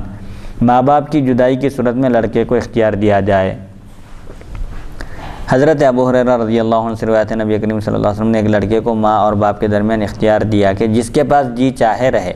اس باب میں حضرت عبداللہ بن عمر اور عبد الحمید بن جعفر کے دادا رضی اللہ عنہ سے بھی روایت مذکور ہے۔ حدیث ابو ہریرہ حسن صحیح ہے۔ ابو میمونہ کا نام سلیم ہے، بعض صحابہ کرام اور علماء کا اس پر عمل ہے۔ والدین کے درمیان بیٹے کے بارے میں اختلاف کی صورت میں بچے کو اختیار دیا جائے جہاں اس کا جی چاہے رہے۔ امام احمد اور امام اسحاق رحمہ اللہ کا یہی قول ہے۔ نیز یہ دونوں فرماتے ہیں بچہ جب چھوٹا ہو تو ماں زیادہ حقدار ہے، اور جب 7 سال کا ہو جائے تو اسے اختیار دیا جائے گا۔ ہلال بن ابو میمونہ سے ہلال بن ابی علی بن اسامہ مراد ہیں اور یہ مدنی ہیں۔ ان سے یحییٰ بن ابو کثیر، مالک بن انس، فلیح اور سلیمان نے روایت کیا ہے۔ بچہ اگر چھوٹا ہے تو اب ماں باپ میں سے جس کے پاس اس کو رکھنا ہے پہلے یہ دیکھا جائے گا۔ اگر یہ غلامی کی بات چل رہی ہے، والدین بھی اس کے غلام ہیں اور دونوں کو الگ الگ بیچا جا رہا ہے الگ الگ جگہ، تو اب بچے کو کس کے ساتھ رکھا جائے؟ تو احکام یہی ہے کہ بھئی بچہ بالغ ہونے تک ماں اس کی پرورش کرے گی، اس کا نان نفقہ، اس کی ذمہ داری، اس کے اخراجات والد کے ذمہ رہیں گے۔ بچہ اور بچی بڑے ہونے تک والدہ کے پاس رہیں گے، اس کے بعد پھر والد کے حوالے کر دیے جائیں گے۔ یا جب بھی اس کو اختیار رہیں گا جہاں چاہے رہے۔ ہاں، 7 سال کا ہونے کے بعد اس کو اختیار دیا جائے گا بچے کو کہ وہ چاہے تو والد کے ساتھ رہے، چاہے تو والدہ کے ساتھ رہے۔ اگر انہیں والدہ کے ساتھ رہنا چاہ رہا، ماں کے ساتھ رہنا چاہ رہا تو پھر ماں کے ساتھ ہی رہنے کا حکم دیا جائے گا شریعت۔ جی۔ اور باپ جبر نہیں کر سکتا، زبردستی نہیں کر سکتا نہیں کر سکتا بچے کو رکھنے کے لیے، بالغ ہونے سے پہلے تک۔ بالغ ہونے کے بعد پھر لے سکتے جبرن، والد جبرن لے سکتے، جب لے سکتے جبرن۔ ایسے ہی بچی ہے، بلوغ کی عمر کو پہنچ گئی اور سمجھ بوجھ آ گئی، اس کے اندر طور طریقے سیکھ گئی والدہ سے، اس کے بعد پھر والد کو اختیار ہے لے لینے کا۔ حدیث نمبر 1370 باب ما جاء ان الوالد یاخذ من مال ولده۔ حدثنا احمد بن منیع حدثنا یحیی بن زکریا بن ابی زائدہ حدثنا عامش عن عمارة بن عمیر عن عمته عائشة قالت قال رسول الله صلی اللہ علیہ وسلم ان اطيب ما اكلتم من كسبكم وان اولادكم من كسبكم، وفي الباب عن جابر وعبد الله بن عمرو هذا حديث حسن وقد روى بعضهم هذا عن عمارة بن عمير عن أمه عائشة وأكثرهم قالوا عن عمته عائشة، والعمل على هذا عند بعض أهل العلم من أصحاب النبي صلى الله عليه وسلم وغيرهم قالوا إن يد الوالد مبسوطة في مال ولده يأخذه ما شاء، وقال بعضهم لا يأخذ من ماله إلا عند الحاجة إليه۔ والد بیٹے کے مال سے خرچ کر سکتا ہے یا نہیں؟ ایک صحابی حضور کی خدمت میں حاضر ہوئے اور شکایت کی اپنے بیٹے کی، تو حضور کیا فرمائے ان کے بیٹے سے، انتا و مالک لیابیکا، تم بھی اور تمہارا مال بھی تمہارے والد کی ملکیت ہے۔ اوہ سبحان اللہ۔ اسی لیے والد کا جو مرتبہ ہے، اگر کوئی عام آدمی کسی کو قتل کر دیا تو قصاص لیا جائے گا، لیکن والد اگر اپنے بیٹے کو قتل کر دیا تو قصاص نہیں ہے والد سے، کیونکہ والد خود بیٹے کے وجود کا سبب ہے، اس لیے والد سے قصاص نہیں لیا جائے گا۔ تو والد کا مرتبہ یہ ہے کہ اپنے بیٹے کے مال سے وہ خرچ کر سکتا ہے۔ اب اس میں فقہا وہ درجہ بندی کی ہے کہ بعض فقہا یہ کہتے ہیں کہ جتنا چاہے مال لے سکتا ہے، لیکن بعض فقہا یہ کہتے ہیں کہ بقدر ضرورت، جتنی حاجت ہے جتنی ضرورت ہے وہ لے لے۔ اچھا، لیکن اس میں پھر یہ ایک سوال ذہن میں آیا ابھی میں جی کہ جیسا والد کو اختیار دیا گیا ہے کہ وہ اگر اپنے بیٹے کا قتل کر دے یا اسے مار دے یا اسے ختم کر دے تو والد سے بدلہ نہیں لیا جائے گا، اگر اس کی جگہ کوئی اور اگر قتل کرے تو پھر اس کے بدلے میں اس کو قتل کیا جائے گا، قصاص یعنی بدلہ لیا جائے گا۔ تو اسی طرح بچے پیدا ہونے سے پہلے بھی تو آپریشن وغیرہ کرانے کی کچھ گنجائش اس میں نکل رہی ہے کیا؟ جیسا کہ والد جب بچے کو اپنے مار رہا ہے، قتل کر رہا ہے تو اس کا قصاص نہیں ہے، قتل کرو بلکہ نہیں ورث میں اگر ایسا ہو گیا تو کیا حکم ہے؟ شریعت کے جو احکام ہیں یہ بتانے کا مقصد یہ ہے کہ ایسا کرو بلکہ نہیں ورث۔ اگر کوئی شراب پی کے مسجد میں آ گیا تو کیا حکم ہے؟ آؤ بلکہ نہیں ورث اس کو شراب پی کے مسجد میں، اگر آ گیا تو کیا کرنا؟ ایک بدوی ایک دیہاتی مسجد میں داخل اور مسجد میں پیشاب کر دیے تو اس سے مسئلہ کیا ثابت ہوا کہ بھائی پانی بہا دو، صاف کر دو۔ یہ جو شریعت میں جو احکام بیان کیے جاتے ہیں اور فقہا جو فروعی مسائل بیان کرتے ہیں کہ اگر ایسا ہو تو ایسا ہوگا، اگر ایسی صورت پیش آئے تو یہ کرنا ہے، یہ امکانی صورتیں ہیں، ایسا کرو بلکہ حکم نہیں دینا ہے اس میں۔ تو اگر والد قتل کر دیے تو والد کی حرمت کا یہ حال ہے، شریعت میں اتنا بڑا درجہ ہے کہ اگر ان سے قتل بھی ہو جائے بیٹے کا، اگر وہ مار بھی ڈالے بیٹے کو تو قصاص نہیں ہے۔ بولنے کا مطلب یہ نہیں کہ مار ڈالو، حکم دینا نہیں ہے وہاں پر۔ اور یہ جو صورت ہے وَإِذَا الْمَوْءُودَةُ سُئِلَتْ، اور جب زندہ درگور کی جانے والی بچی سے پوچھا جائے گا قیامت کے وہ کس جرم کے پاداش میں اس کو قتل کیا گیا، تو فیملی پلاننگ ہو، زندہ دفن کر دینا۔ دور جاہلیت میں لوگ بیٹی کی ولادت کو منحوس سمجھتے تھے، معاشرے میں اپنی بے عزتی محسوس کرتے تھے، بلکہ بعض درندہ صفت لوگ اور جو اخلاق کی حدود کو پار کر گئے تھے وہ لوگ تو بچیوں کو لے جا کر زندہ دفن کر دیتے تھے وہ لوگ۔ تو اسی طرح اگر شکم مادر میں بھی ختم کر دینا یہ بھی اس کی ایک صورت ہے زندہ دفن کرنے کی، ایک آنے سے پہلے ہی ختم کر دینا، پہلے آنے کے بعد ختم کر دیتے تھے بچیوں کو، اب اس دور میں تو آنے سے پہلے ہی ان کو ختم کر دیا جا رہا ہے حمل ساقط کر کے، یہ بھی حرام ہے۔ تو یہی لڑکیاں قیامت کے دن سوال کریں گی، ان سے پوچھا جائیں گا ان لڑکیوں سے کہ بھائی تم کو کس جرم میں قتل کیا گیا؟ جرم کچھ بھی نہیں تھا ان کا، بس والدین ان کی ولادت کو، ان کے وجود کو اپنے لیے عار سمجھتے تھے۔ عار مانے مشکل، تکلیف، عار بولے یعنی بے عزتی محسوس کرتے تھے، لوگوں کے درمیان بے عزتی سمجھتے تھے اس کو۔ لیکن آج کے زمانے میں بے عزتی نہیں سمجھ رہے، خالی اپنے زمانے کے لحاظ سے تقاضے بدلتے ہیں جی۔ تو آج کے موجودہ زمانے میں زیادہ بچے پیدا کرنے کو معیوب سمجھا جا رہا ہے کہ ہم بچوں کو کہاں سے لا کے کھلائیں گے، کہاں سے لا کے پلائیں گے، بچوں کی بہترین پرورش، بہترین تربیت، بہترین تعلیم، بہتر ایجوکیشن ہم بچوں کو نہیں دے سکتے۔ اگر ہم زیادہ بچے پیدا کریں گے تو یہ بہت زیادہ ممکن ہے، یہ ہو سکتا ہے کہ حلال کمائی ہمارے لیے کافی نہیں ہوگی بلکہ حرام راستہ اختیار کرنا پڑے گا۔ تو ایسی صورت میں اسی لیے ہم بچوں کو جو ہے نا روک دے رہے ہیں تاکہ پھر ہم سے حرام کام نہ ہو جائیں۔ بھائی حلال کمائی بس نہیں ہو رہی، کیونکہ موجودہ زمانے میں حیدرآباد دکن انڈیا میں اس قدر مہنگائی بڑھی ہوئی ہے. آج بتاریخ 7 سپٹمبر 2013 میں 81 روپے لیٹر پیٹرول ہو چکا ہے، اور ہر چیز نہایت مہنگی ہے، قیمتیں آسمان کو چھو رہی ہیں.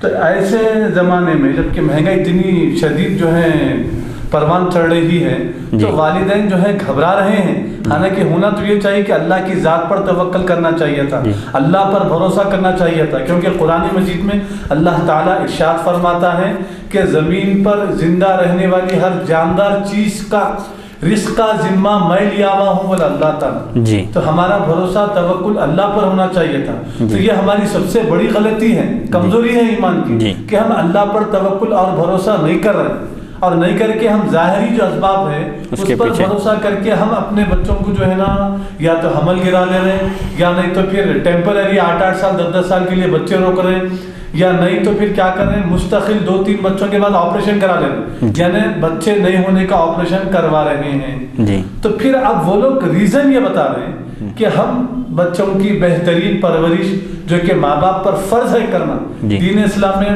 کیونکہ اللہ تبارک و تعالیٰ قرآن مجید میں ارشاد فرماتا ہے کہ تم اپنے کو اور اپنی اولاد کو دوزخ کی آگ سے بچاؤ. کیونکہ یہ قرآن مجید کی جو آیت ہے اس کو جو ہے وہ لوگ سوال کرتے ہیں اور یہ آیت کو پیش کرتے ہیں کہ اللہ فرما رہا ہے پھر بچوں کے بہتر حقوق، بہتر تربیت، بہتر تعلیم، بہتر ایجوکیشن، دنیاوی ایجوکیشن، دینی تعلیم، یہ تمام چیزیں ہر والدین کے لیے ضروری ہیں کہ بچہ کس سوسائٹی میں، کس ماحول میں، کس سماج میں، کن لوگوں کی صحبت میں ہے، کس میں اٹھ رہا ہے، بیٹھ رہا ہے، وہ بھی معلوم کرنا ہے. پھر بچوں کو حلال کھلانا، حلال پلانا، بچوں کو نماز پڑھنے کا طریقہ پورا بتانا ہے، سکھانا ہے، ماں باپ کا احترام ہے، حقوق ہے، پڑوسیوں کے حقوق ہے. مختصر یہ کہ دین اسلام اور دنیاوی کے جو جائز جو طریقے ہیں وہ پورے بچے کو سکھانا ضروری ہے. تو ماں باپ بولیں اگر زیادہ بچے ہوتے ہمارے پاس اتنا وقت نہیں ہے کہ ہم بچوں کو سکھائیں، بہترین پڑھائیں لکھائیں، ان کے حقوق ادا کر سکیں، تو پھر ہم بچے کیوں پیدا کریں؟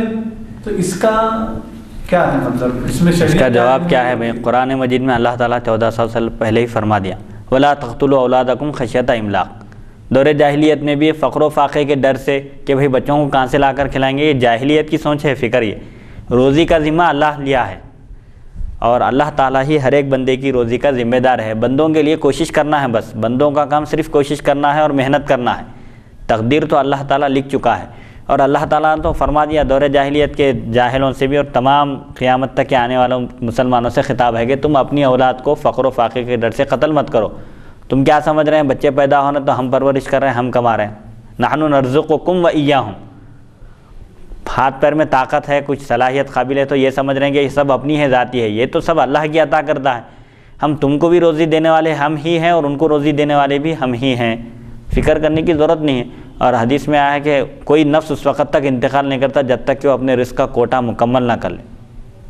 لوگ بولتے ہیں ارے جلدی انتقال ہو گیا، تو اللہ تعالیٰ کی طرف سے مقدر تھا ان کا اتنا ہی. جتنی روزی تھی، روزی ختم ہونے تک کوئی بندہ نہیں مرتا، اور اللہ کسی کو بھوکا نہیں رکھتا.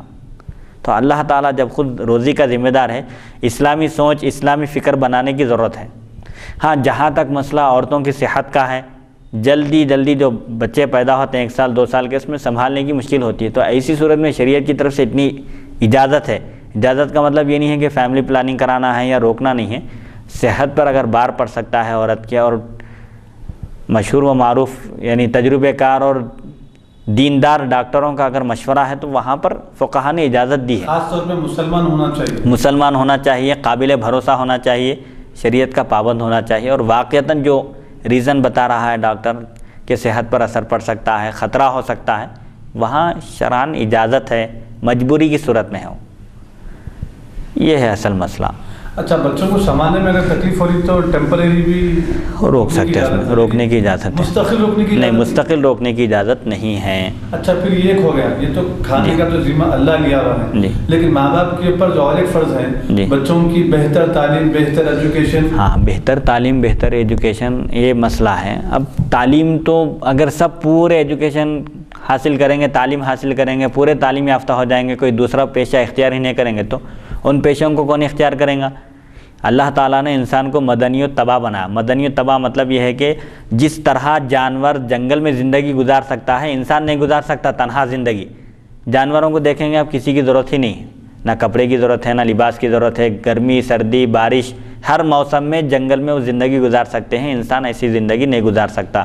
انسان کو اللہ تعالیٰ نے مدنی و طبع بنایا یعنی ایک دوسرے کا محتاج بنایا. اگر پورے پیشے والے زراعت کے پیشے سے اگر کسان ہڑتال کر دیں اور کہیں کہ ہم زراعت نہیں کریں گے تو کھانے کو کچھ نہیں ملیں گا آپ کو. مختلف پیشے ہے, زراعت بول کر ہی نہیں, زراعت ہے, اناج ہے, کٹنگ بنانے کا ایک پیشہ ہے, کپڑے دھونے کا ایک پیشہ ہے. تقریباً یہ جو حرفت اور صنعت جو ہے اسلام میں مختلف جو پیشے ہیں, اگر ان پیشے کے لوگ اگر دستبردار ہو جائیں اپنے پیشے سے اور یہ پیشہ ہم اختیار نہیں کریں گے, ہم آپ کو یہ چیز فراہم ہی نہیں کریں گے, دستبردار مانے اپنی چھوڑ دیں. ہاں, اور کہیں کہ اب جیسے ہڑتال کرتے ہیں نا کسان وغیرہ بھی, ہم یہ نہیں پیریں گے, یہ نہیں اگائیں گے تو شارٹیج ہو جائیں گا مال, تو پوری انسانیت کا نظام درہم برہم ہو جائے گا. اسی لیے اللہ تعالیٰ نے انسان کو مدنی و طبع بنایا اور ایک دوسرے سے اس کی ضرورت کو وابستہ کر دیا تاکہ ایک دوسرے کی ضرورت بھی پوری ہو اور یہ انسانیت کا نظام بھی دنیا میں چلتا رہے. تو اسی وجہ سے اب ہر ایک کو تعلیم دلانا کیا ضروری ہے.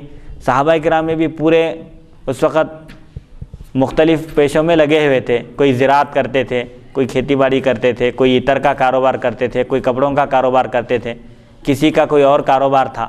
تو اس طرح اس لحاظ سے جو معزز پیشے ہیں, اور سب سے اہم چیز تو یہ ہے کہ پیشے کو نہیں دیکھنا ہے, بس باوقار پیشہ ہے, حلال روزی کما رہا ہے, کوئی محنت کے ذریعے کما رہا ہے, وہ پیشہ حرام نہیں ہے, کیسا بھی رہو اس کو اختیار کر سکتے ہیں.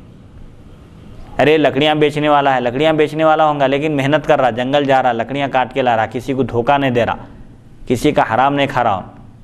یعنی جس زمانے میں جو پیشہ سب سے زیادہ معیوب سمجھا جائے گا وہ شریعت میں معیوب نہیں ہے جی, لیکن اس میں شرط یہ ہے کہ وہ کام حلال ہو, حلال حرام نہ ہو, حرام نہ ہو. جیسے کہ اب موجودہ زمانے میں یہاں پر جی ہندوستان میں جو ہے خاص کر حیدرآباد اور ہندوستان میں آٹو اور رکشے کا جو پیشہ ہے جی, سب سے خطرناک پیشہ. آٹو رکشہ اور ایک میتھر جو بیت الخلاء وغیرہ جو جی صاف کرتے ہیں, تو یہ پیشہ سب سے برا پیشہ مانا جاتا ہے جی, لیکن شریعت میں یہ جائز ہے, جائز, حلال ہے, حرام نہیں ہے. جی, تو پھر ان ایسے کام کرنے کو معیوب نہیں سمجھا جائے, نہیں سمجھنا چاہیے. شریعت کی پیروی کرنا چاہیے, لوگوں کے خواہشات کی نہیں, ورنہ لوگوں کی خواہشات کی پیروی کریں گے تو نتیجہ کیا ہوگا. ایک واقعہ ہے جو اکثر سنایا جاتا ہے, مشہور بھی ہے, میں سمجھتا ہوں لوگوں کو معلوم بھی ہوں گا. ایک باپ بیٹے دونوں ایک اونٹ لے کر اونٹ پر سوار ہو کر جا رہے تھے.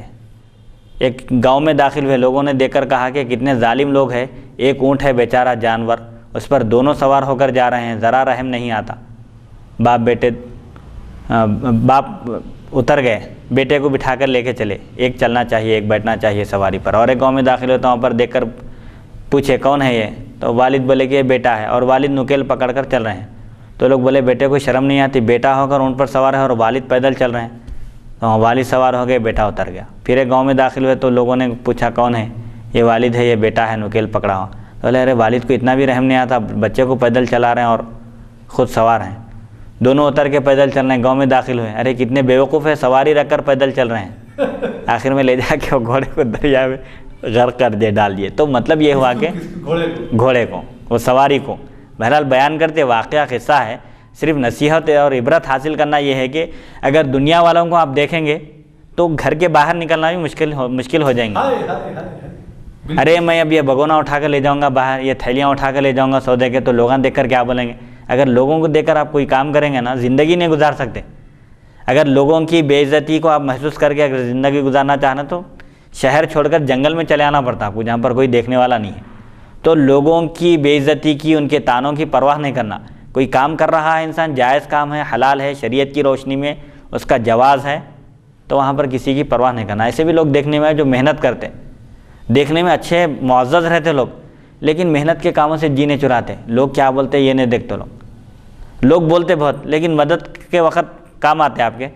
آپ کو ایک محنت نہیں کر کے بیٹھا ہوا, میں لکڑیاں پھوڑ کے لے جا کے بیچوں گا تو لوگ میری بے عزتی ہو جائیں گے, لوگ کیا بولیں گے. کوئی نہیں بولیں گے, لکڑیاں نہیں بیچیں گے, آپ محنت نہیں کریں گے تو کچھ بھی نہیں بولیں گے, لیکن لا کے کھلائیں گے کیا آپ کو کھانا, وہ لوگ مدد کریں گے نہیں. تو کبھی بھی لوگوں کی خواہشات کی پیروی نہیں کرنا, شریعت کیا بول رہی ہے یہ دیکھنا ہے. بالکل صحیح. اور اس میں مختصر الفاظ میں مطلب اس کو یہ بھی کہا جا سکتا ہے, اگر میں غلط ہوں تو میری اصلاح فرمائیے, کہ لوگوں کی رضامندی اور خواہش کو پیش نظر رکھنا نہیں چاہیے، نہیں رکھنا اللہ چاہیے، اور رسول کی رضامندی اور خواہش کو پیش نظر رکھنا چاہیے۔ ایک اللہ کو راضی کرنا آسان ہے، جی پوری مخلوق میں کسی کو بھی راضی نہیں کر سکتے ہیں، جی ہاں ایک تو راضی ہوا تو تیسرا ناراض ہو جاتا ہے، جی کتنے کو راضی کریں گے؟ جی اسی طریقے سے شادی بیاہ کا موقع ہے، جی اب شادی میں ایک اگر چکن کی ڈش کم رکھے، ارے یہ کیا ہے جی، اتنا کروڑوں روپے اللہ دے رہا ہے، کہاں لے کے جا رہے ہیں تم، کہیں کو بھکاری بنا کر رہے ہیں، کہیں کو کنگال بنا کر رہے ہیں، کدھر لے جا کے پیسے کو دفن کریں گے، پیسہ کام آئے گا؟ ایک لوتا ایک بیٹا ہے، بہترین شادی خانے میں شادی کرنا تھا، ایک ہی لوتا ایک بیٹا ہے، ماہانہ 1 لاکھ روپے تنخواہ ہے، یہ کیا 2 کوڑی کے مختصر مرغیوں کے کھلاڑے میں شادی کرے، کیا اٹھنے کو جگہ نہیں، بیٹھنے کو جگہ نہیں، جی بڑا شادی خانہ لے کے کرنا چاہیے تھا۔ بولتے لوگ، بولنے والے بہت بولتے ہیں، لیکن آدمی کو چاہیے کہ وہ اپنی استطاعت کے مطابق شریعت کی روشنی میں کام کرے بس۔ قرآن میں بھی اللہ تعالیٰ حضور سے فرما دیا کہ ثم جعلناک علی شریعۃ من الامر، ہم نے آپ کو ایک شریعت پر، ایک طریقے پر، ایک دستور پر، ایک قانون پر ہم نے آپ کو ٹکا دیا ہے، آپ کے لیے واضح کر دیا ہے، فاتبعھا، شریعت کی پیروی کیجیے، اور جو لوگ نہیں جانتے ان کے خواہشات کی پیروی مت کیجیے آپ۔ سبحان اللہ۔ ولا تتبع اہواء الذین لا یعلمون، مطلب یہ ہوگا کہ اللہ کی اگر خواہش کی آپ پیروی کریں گے، اس کی بات مانیں گے تو دنیا میں بھی کامیاب رہیں گے، آخرت میں بھی۔ اگر لوگوں کو راضی کرنے جائیں گے، اللہ ناراض ہو گیا تو دین بھی گیا، دنیا بھی گئی، آخرت بھی گئی، سب بگڑ جاتے۔ اسی لیے سب کو چھوڑ کر صرف رب کو راضی کرنا ہے بس۔ رب کو راضی کرنا آسان ہے، سب کو راضی کرنا مشکل ہے، سب کو راضی کرنا مشکل، یہ اس لیے قرآن میں جس میں ایک آیت بھی ہے وَرِضْوَانٌ مِّنَ اللَّهِ أَكْبَرُ، جی، اللہ کو راضی کرنا، اللہ کو خوش کرنا، یہی سب سے بڑا عمل ہے۔ اور حضور سے اللہ تعالیٰ خطاب کر کے فرمایا کہ وَلَن تَرْضَىٰ عَنْكَ الْيَهُودُ وَلَا النَّصَارَىٰ حَتَّىٰ تَتَّبِعَ مِلَّتَهُمْ، یہود و نصارہ آپ سے ہرگز اس وقت تک راضی نہیں ہوں گے جب تک کہ آپ ان کی ملت کی پیروی نہ کریں۔ ملت مانے وہی ان کے طریقے کی، ان کے راستے پر نہ چلیں، خالی قبلہ اول کی طرف سے رخ پھیر دیے تو ناراض ہو گئے تھے یہودی، تو اللہ تعالیٰ فرمایا سیقول السفہاء من الناس، بیوقوف لوگ ہیں فرمایا اللہ تعالیٰ۔ اب تک یہاں قبلہ بیت المقدس کی طرف رخ کر کے نماز پڑھ رہے تھے، اب ادھر کیوں پھر گئے، کعبے کی طرف بڑھ رہے۔ تو بولنے والے بولتے رہتے بہت، اور لوگ بھی، دنیاوی لوگ کیا چاہتے ہیں، ان کی بات مانیں آپ تو ان کے محبوب اور مقرب بن کر رہتے ہیں، لیکن اللہ کی نظر سے گر جاتے ہیں۔ تو اسی لیے انسان کو چاہیے کہ ایک مومن کو ہمیشہ اللہ اور اس کے رسول کے احکام کو پیش نظر رکھنا چاہیے، دنیا والوں کو نہیں دیکھنا۔ اور حدیث میں تو اتنی اچھی تعلیم دی گئی ہے، اگر موجودہ دور میں اس حدیث کو عام کر دیا جائے اور اس کے مفہوم کو سمجھ لیے لوگ، اس پر عمل پیرا ہو گئے، تو پورے جھگڑے اختلافات سب ختم ہی ہو جاتے۔ حضور فرمائے کہ دین کے معاملے میں ہمیشہ اپنے سے برتر کو دیکھو، اور دنیا کے معاملے میں ہمیشہ اپنے سے کمتر کو دیکھو۔ دین کے معاملے میں اپنے سے برتر کو دیکھیں گے تو آپ کے اندر عبادت کا جذبہ پیدا ہوگا۔ ارے ان کیا پڑھا، نمازیں تک نہیں پڑھتا، میں تو 5 نمازیں تو پڑھ رہا ہوں برابر، اس میں کیا ہو گیا، ناشکری ہو گئی۔ وہ نہیں دیکھنا جو نمازیں نہیں پڑھ رہا، اس کو نہیں دیکھنا جو 5 وقتہ نمازوں کے علاوہ تہجد پڑھ رہا ہے، اشراق پڑھ رہا ہے، شریعت کے احکام کی پابندی کر رہا ہے، اس کو دیکھنے سے اطاعت کا جذبہ پیدا ہوتا۔ ارے ان اتنا کر رہا، میں اتنا بھی نہیں کر سکتا ہوں کیا، ایک ہمت بنتی ہے، آپ کی ہمت پیدا ہوتی۔ اسی لیے بزرگان دین اور صوفیاء کرام کے واقعات اور ان کی حکایت اسی لیے بیان کیے جاتے ہیں تاکہ سالک کے اندر، طریقت کے راستے پر چلنے والے کے اندر ہمت پیدا ہو اور اطاعت کا جذبہ پیدا ہو۔ اپنے سے برتر کو دیکھیں گے آپ دین میں تو آپ کی دین میں ترقی ہوں گی، اور اگر اپنے سے کمتر کو دیکھیں گے تو کیا ہوں گا، اور عبادت میں سستی ہوں گی۔ ارے ان تو کچھ بھی نہیں پڑھ رہا، میں تو کم سے کم نمازیں تو پڑھ رہا ہوں، یہ سمجھتے، اس سے تکبر، غرور پیدا ہوتا ہے دل میں، ایک بات۔ اور اپنے سے کمتر کو، دنیا میں اپنے سے کمتر کو دیکھنا، شیخ سعدی، غالباً شیخ سعدی رحمۃ اللہ علیہ کا واقعہ ہے، سخت گرمی کا موسم ہے، دوپہر کے وقت چل رہے ہیں آپ ایک پہاڑ پر یا ایک ریت کے میدان میں، اور گرمی کی تپش سے، سورج کی حرارت سے آپ کے پیروں میں چھالے آ گئے ہیں، تو اس وقت آپ کے دل میں خیال ہے کاش اگر میرے پاس چپل ہوتی تو آج یہ نوبت نہیں آتی تھی۔ تو جب تھوڑا آگے بڑھے، آپ کی نظر پڑی ایک شخص پر جس کے پیر ہی نہیں تھے، تو فوراً اللہ کا شکر بجا لائے، بولے کہ میرے پاس تو چپل نہیں ہے لیکن چلنے کی نعمت سے میں محروم نہیں ہوں، چلنے کی قدرت دیا ہے اللہ تعالیٰ، میں کسی کا محتاج نہیں ہوں۔ اپنے سے کمتر کو دیکھتے ہی شکر گزاری کا جذبہ پیدا ہوتا ہے دل میں، لیکن آج پورا الٹا ہو گیا۔ دنیا کے معاملے میں بس یہ دیکھیں گے، چاہے عورتیں ہوں یا آدمیاں، فلاں اگر 1000 کی کوئی چیز خریدا تو میں 2000 کی خریدوں گا، ان گاڑی 50,000 کی خریدا میں 70,000 کی خرید کر بتاؤں گا۔ تو ایسا ذہن بن گیا ہے، ایسا رجحان عام ہو گیا ہے، بلکہ شریعت میں، حالانکہ شریعت میں تو ایسی واضح ہدایت اور تعلیم دی گئی ہے کہ دین کے معاملے میں اپنے سے برتر کو دیکھو تاکہ تمہاری دینی ترقی ہو، اور دنیا کے معاملے میں اپنے سے کمتر کو دیکھو تاکہ تم سے ناشکری نہ ہو اللہ کی، شکر گزاری کا جذبہ پیدا ہو. غالباً ترمذی شریف میں ہی ہے کہیں یہ حدیث. سبحان اللہ سبحان اللہ عمر دے سبحان. باپ بیٹے کے مال سے خرچ کر سکتا ہے. حضرت عائشہ رضی اللہ عنہا سے روایت ہے رسول اکرم صلی اللہ علیہ وسلم نے فرمایا تمہارا سب سے پاک کھانا، سب سے پاکیزہ حلال کھانا وہ ہے جو تم اپنی کمائی سے کھاؤ، اور تمہاری اولاد تمہاری کمائی سے ہے. مطلب یہ ہے کہ تمہاری کمائی جو حلال ہے، اپنے ہاتھ سے اپنی محنت سے اور کسی کو دھوکہ دیے بغیر حاصل کر رہے ہیں، کما رہے ہیں، یہ سب سے پاکیزہ اور حلال چیز ہے. اور تمہاری اولاد بھی تمہاری ہی کمائی ہے، ان کی بھی تم کمائی کھا سکتے ہو.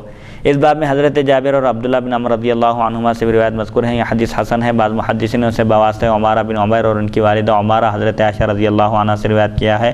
اکثر نے ان کی پھوپھی کے واسطے سے ام المومنین سے نقل کیا. بعض صحابہ کرام اور دیگر اہل علم کا اس پر عمل ہے. وہ فرماتے ہیں باپ کا ہاتھ اولاد کے مال پر کھلا ہے، اس سے جتنا چاہے لے. بعض علماء فرماتے ہیں اس کے مال سے صرف ضرورت کے وقت ہی لے سکتا ہے. اب یہ اور بات ہے کہ بھائی والدین جو خرچ کرتے ہیں، اپنی اولاد کی تربیت کرتے ہیں، ان کے لیے دن رات ایک کر دیتے ہیں. اولاد کا حق یہ ہے کہ اولاد کی ذمہ داری یہ ہے کہ اپنے ماں باپ کا خیال رکھیں، خوشحالی میں بھی تنگ دستی میں بھی. اگر وہ محتاج اور تنگ دست ہیں تو پوری ذمہ داری واجب ہے اولاد کے اوپر. اسی لیے حضرت جابر رضی اللہ عنہ، غالباً جابر رضی اللہ عنہ، شاید نام میں بھول رہا ہوں، ان کے انتقال کے بعد ان کے فرزند ان کا قرضہ ادا کیے. کیوں والد قرض کیوں لیتے ہیں؟ بھائی اولاد کے واسطے ہی لیتے ہیں، اپنے کاموں کے لیے تھوڑی لیتے ہیں. تو والد کے ذمہ قرض ہے تو یہ اولاد کی ذمہ داری ہے قرض ادا کرنے کی، اگر والد کی استطاعت نہیں ہے. سبحان، بالکل باریک نکتہ ہے آپ نے. جی، یہ جو ناخلف لوگ ہیں ان کو تو چھوڑیے، والد کی فرما برداری کے بارے میں یہ تک بتایا گیا ہے کہ بھائی والد کے انتقال کے بعد ان کے دوستوں کے ساتھ بھی حسن سلوک کرو، کیونکہ وہ بھی ان کے درجے کے ہیں. تو والد کا جو قرض ہے وہ اولاد کی ذمہ داری ہے ادا کرنا. اسی لیے حضرت جابر رضی اللہ عنہ کا جب انتقال ہوا تو ان کے فرزند اس وقت کے لحاظ سے کروڑوں میں تھا، وہ قرض حضرت ادا کیے پورا. سبحان اللہ سبحان اللہ. یہ فرما بردار اور اولاد کی نشانی ہے، علامت. حدیث نمبر 1371 باب ما جاء فی من یکسر له الشیء ما یحکم له من مال الکاسر. کسی شخص کی کوئی چیز توڑ دی جائے تو کیا حکم ہے؟ حدثنا محمد بن غیلان حدثنا ابو داود الجعفری عن سفیان عن حمید بن انس قال احدث بعض ازواج النبی صلی اللہ علیہ وسلم طعاما فی قصعة فضربت عائشة القصعة بيدها فالقت ما فيها فقال النبي صلی اللہ علیہ وسلم طعام بطعام واناء باناء. هذا حدیث حسن صحیح. حضرت انس رضی اللہ عنہ سے روایت ہے نبی کریم صلی اللہ علیہ وسلم کی ایک زوجہ مطہرہ نے آپ کی خدمت میں پیالے میں کھانا بھیجا. حضرت عائشہ رضی اللہ عنہ نے ہاتھ مار کر پیالہ گرا دیا. نبی کریم صلی اللہ علیہ وسلم نے فرمایا کھانے کے بدلے کھانا اور برتن کے بدلے برتن ہے. یہ حدیث حسن صحیح ہے. اس کا مفہوم یہ ہے کہ اگر کسی شخص کا آپ نقصان کر دیے ہیں تو اس نقصان کی پابجائی کرنا چاہیے. یہ ذمہ داری ہے، یہ کیونکہ بدلہ ہے، یہ قصاص جیسے ہے، جان کے بدلے جان، آنکھ کے بدلے آنکھ، ناک کے بدلے ناک. ایسے ہی کوئی اموال میں، اشیاء میں، برتنوں میں، برتنے کی چیزوں میں کوئی چیز اگر کسی کی توڑ دی جائے تو اس کی تلافی کرنا ہے. برتن میں کرنے والا کسی بھی چیز میں بھائی کسی شخص سے استعمال کرنے کے لیے کوئی چیز لیے، ہاں، اگر وہ اس کی چیز خراب ہو گئی، ٹوٹ گئی، پھٹ گئی، ہاں، تو یا تو بنا کے دینا، اگر نہیں بنتی ہے تو پھر خرید کے دینا، خرید کے دینا ہے. جی، یعنی تو لینا ہی نہیں. اور اتنی باریکی ہے. اور بعض صوفیہ کا تو حال یہ تھا، کتاب میں پڑھا کہ ایک صاحب کا انتقال ہوا، ان سے ان کے ایک رشتہ دار نے خواب میں پوچھا، خواب میں نظر آئے بعد میں، تو پوچھے کہ کیا گزری آپ کے ساتھ، اللہ تعالیٰ نے کیا معاملہ کیا؟ انہوں نے بولے کہ میں اللہ تعالیٰ نے تو سب چیزیں بخش دی، سب معاملہ فیر رہا میرا، سب کلیئر، لیکن ایک چیز میں مجھ سے مواخذہ ہوا، گرفت ہوئی، پوچھا گیا، سختی سے حساب لیا گیا. وہ کیا چیز تھی؟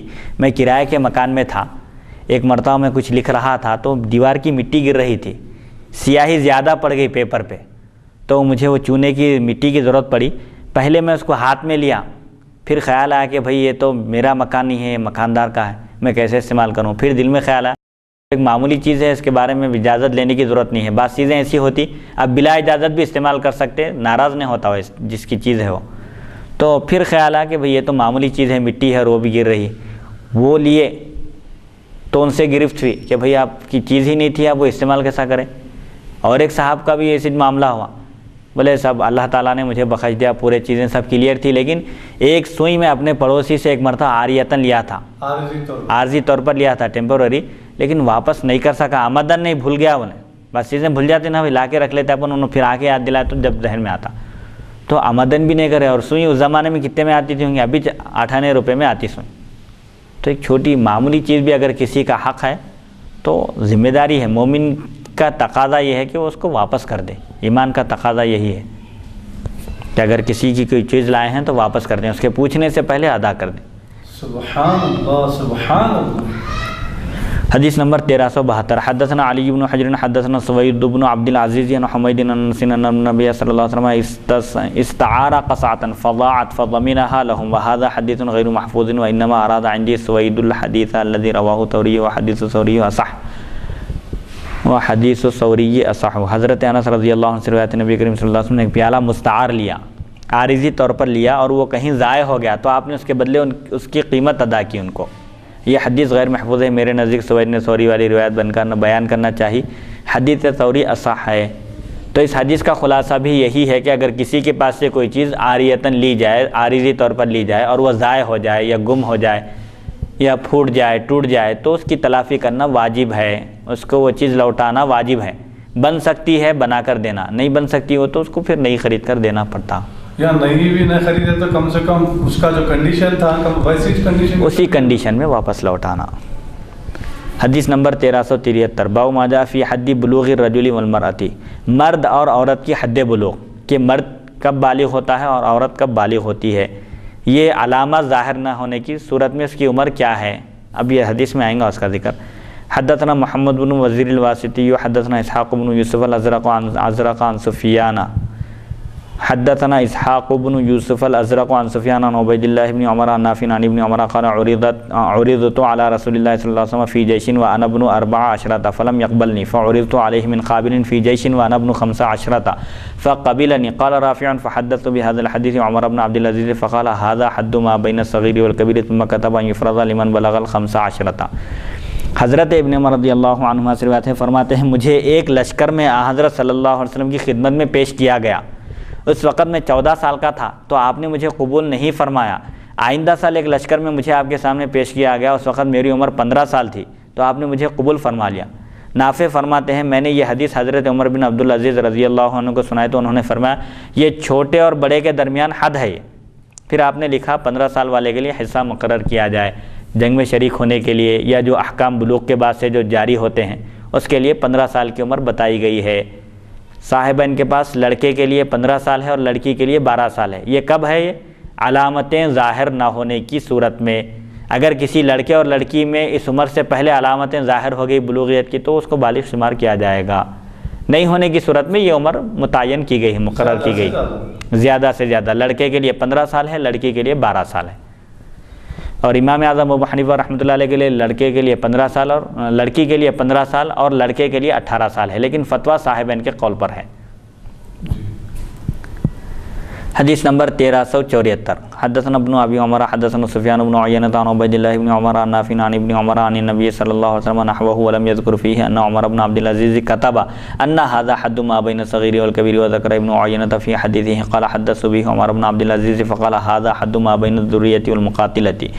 هذا حديث حسن صحيح والعمل على هذا عند أهل العلم وبه يقول الثوري وابن المبارك والشافعي وأحمد وإسحاق يرون أن الغلام إذا استكمل 15 فحكمه حكم الرجال وإن احتلم قبل 15 فحكمه حكم الرجال. وقال أحمد وإسحاق للبلوغ 3 منازل: بلوغ 15 بالاحتلام فإن لم يعرف سنه ولا احتلامه فالإنبات يعني العانة.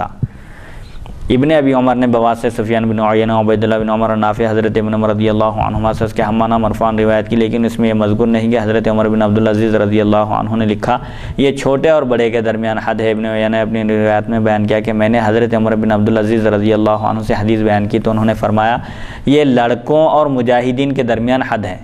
جنگ میں شریک ہونے کے لیے، جہاد میں شریک ہونے کے لیے کم سے کم 15 سال ہونا چاہیے. 15 سال کے ہو تو اس کو مجاہدین کی صف میں کھڑا کیا جا سکتا ہے. یہ حدیث حسن صحیح ہے، علم کا اس پر عمل ہے. سفیان ثوری، ابن مبارک، امام شافعی، امام احمد اور امام اسحاق رحمہ اللہ یہی فرماتے ہیں کہ لڑکا 15 سال کا ہو جائے تو مردوں کے حکم میں ہے. اگر 15 سال سے پہلے اسے احتلام ہو جائے تو اس وقت سے مردوں کے حکم میں ہوگا.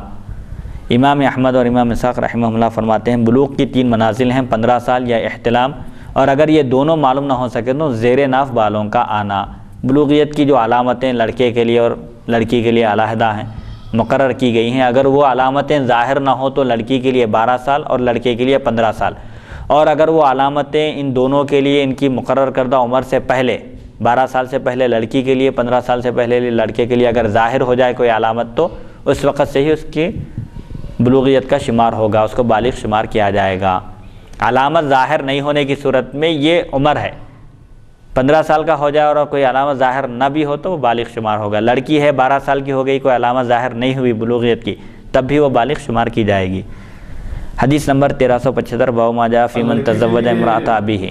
لڑکی کے لیے جو بالغ ہونے کی جو علامتیں بتائی گئی ہیں ابھی اسی حدیث میں جی کہ زیر ناف بال آنا یا احتلام ہونا یا 15 سال ہونا، جی لڑکیوں کے لیے ماہواری ہونا جی یا زیر ناف کے بال آنا یا 12 سال ہونا یا حاملہ ہونا، وہ بھی ہے غالباً میرے ذہن میں ہے، جی حمل ظاہر ہونا اس میں۔ جی حدیث نمبر 1375 باب ما جاء فی من تزوج امرأۃ ابیہ۔ حدثنا ابو سعید الاشجی حدثنا حفص بن غیاث عن عائشہ عن عدی بن ثابت عن البراء قال مر بی خالی ابو بردۃ بن نیار ومعه لواء فقلت اين تريد فقال بعثني رسول الله صلى الله عليه وسلم الى رجل تزوج امرأة ابيه ان اتيه برأسه وفي الباب عن قرة حديث البراء حديث حسن غريب وقد روى محمد بن اسحاق هذا الحديث عن عدي بن ثابت عن عبد الله بن يزيد عن البراء وقد روى هذا الحديث عن عائشة عن عدي عن يزيد بن البراء عن ابيه وروي عن عائشة عن عدي عن يزيد بن البراء عن خاله عن النبي صلى الله عليه وسلم۔ سوتیلی ماں سے نکاح کا حکم، جس طرح حقیقی ماں حرام ہے اسی طرح سوتیلی ماں بھی حرام ہے، اس سے نکاح کرنا حرام ہے۔ حضرت براء رضی اللہ عنہ سے روایت ہے، فرماتے ہیں میرے ماموں ابو بردہ بن نیار رضی اللہ عنہ میرے پاس سے گزرے، ان کے پاس ایک جھنڈا تھا، میں نے پوچھا کہاں کا ارادہ ہے؟ فرمایا مجھے رسول اکرم صلی اللہ علیہ وسلم نے ایک آدمی کا سر لانے کے لیے بھیجا ہے جس نے اپنی سوتیلی ماں سے نکاح کر لیا ہے۔ اس باب میں حضرت قرہ رضی اللہ عنہ سے بھی روایت مذکور ہے۔ حدیث براء حسن غریب ہے۔ محمد بن اسحاق نے حدیث بواسطہ عدی بن ثابت اور عبداللہ بن یزید حضرت براء رضی اللہ عنہ سے روایت کی، بواسطہ اشعث عدی اور یزید بن براء بھی حضرت براء رضی اللہ عنہ سے مروی ہے، نیز بواسطہ اشعث عدی اور یزید بن براء ان کے ماموں سے بھی مروی ہے۔ قرآن مجید میں واضح ارشاد ہے اللہ تعالیٰ کے حرمت علیکم امہاتکم، اب یہ امہاتکم میں سب آ گئے، حقیقی ماں، سوتیلی ماں۔ دور جاہلیت میں کیا ہوتا تھا، والد باپ کا انتقال ہوتے ہی بڑا بیٹا ماں کا حقدار ہو جاتا تھا، سوتیلی ماں کا، وہ ایسے بنا لیے تھے وہ لوگ قوانین اپنی نفس کی طرف سے، تو اس کو بھی حرام قرار دے دیا گیا۔ وَلَا تَنْكِحُوا مَا نَكَحَ آبَاؤُكُم مِّنَ النِّسَاء، اللہ تعالیٰ کا ارشاد ہے اور تم ان عورتوں سے نکاح نہ کرو جن سے تمہارے والد نے نکاح کیا ہے، باپ نے نکاح کیا ہے، وہ تمہارے لیے حرام ہے، چاہے حقیقی ماں ہو یا سوتیلی، یا دادی ہو یا سگی دادی ہو یا سگی نانی، کوئی بھی ہو، پورا اوپر تک چلے آتا سلسلہ، دادی نانی ہوئے تو حقیقی دادی، سگی دادی، نانی اور پھر پردادی، سب یہ بھی اور دوسرے بھی، سوتیلی دادی بھی، سب آ جاتے اس میں، سب آ جاتے ہیں، سب آ جاتے ہیں۔ لیکن سگی نانی کی بہن سے نکاح کر سکتے ہیں اور سگی نانی کی بہن کیسا کر سکتے سگی نانی کی بہن سے؟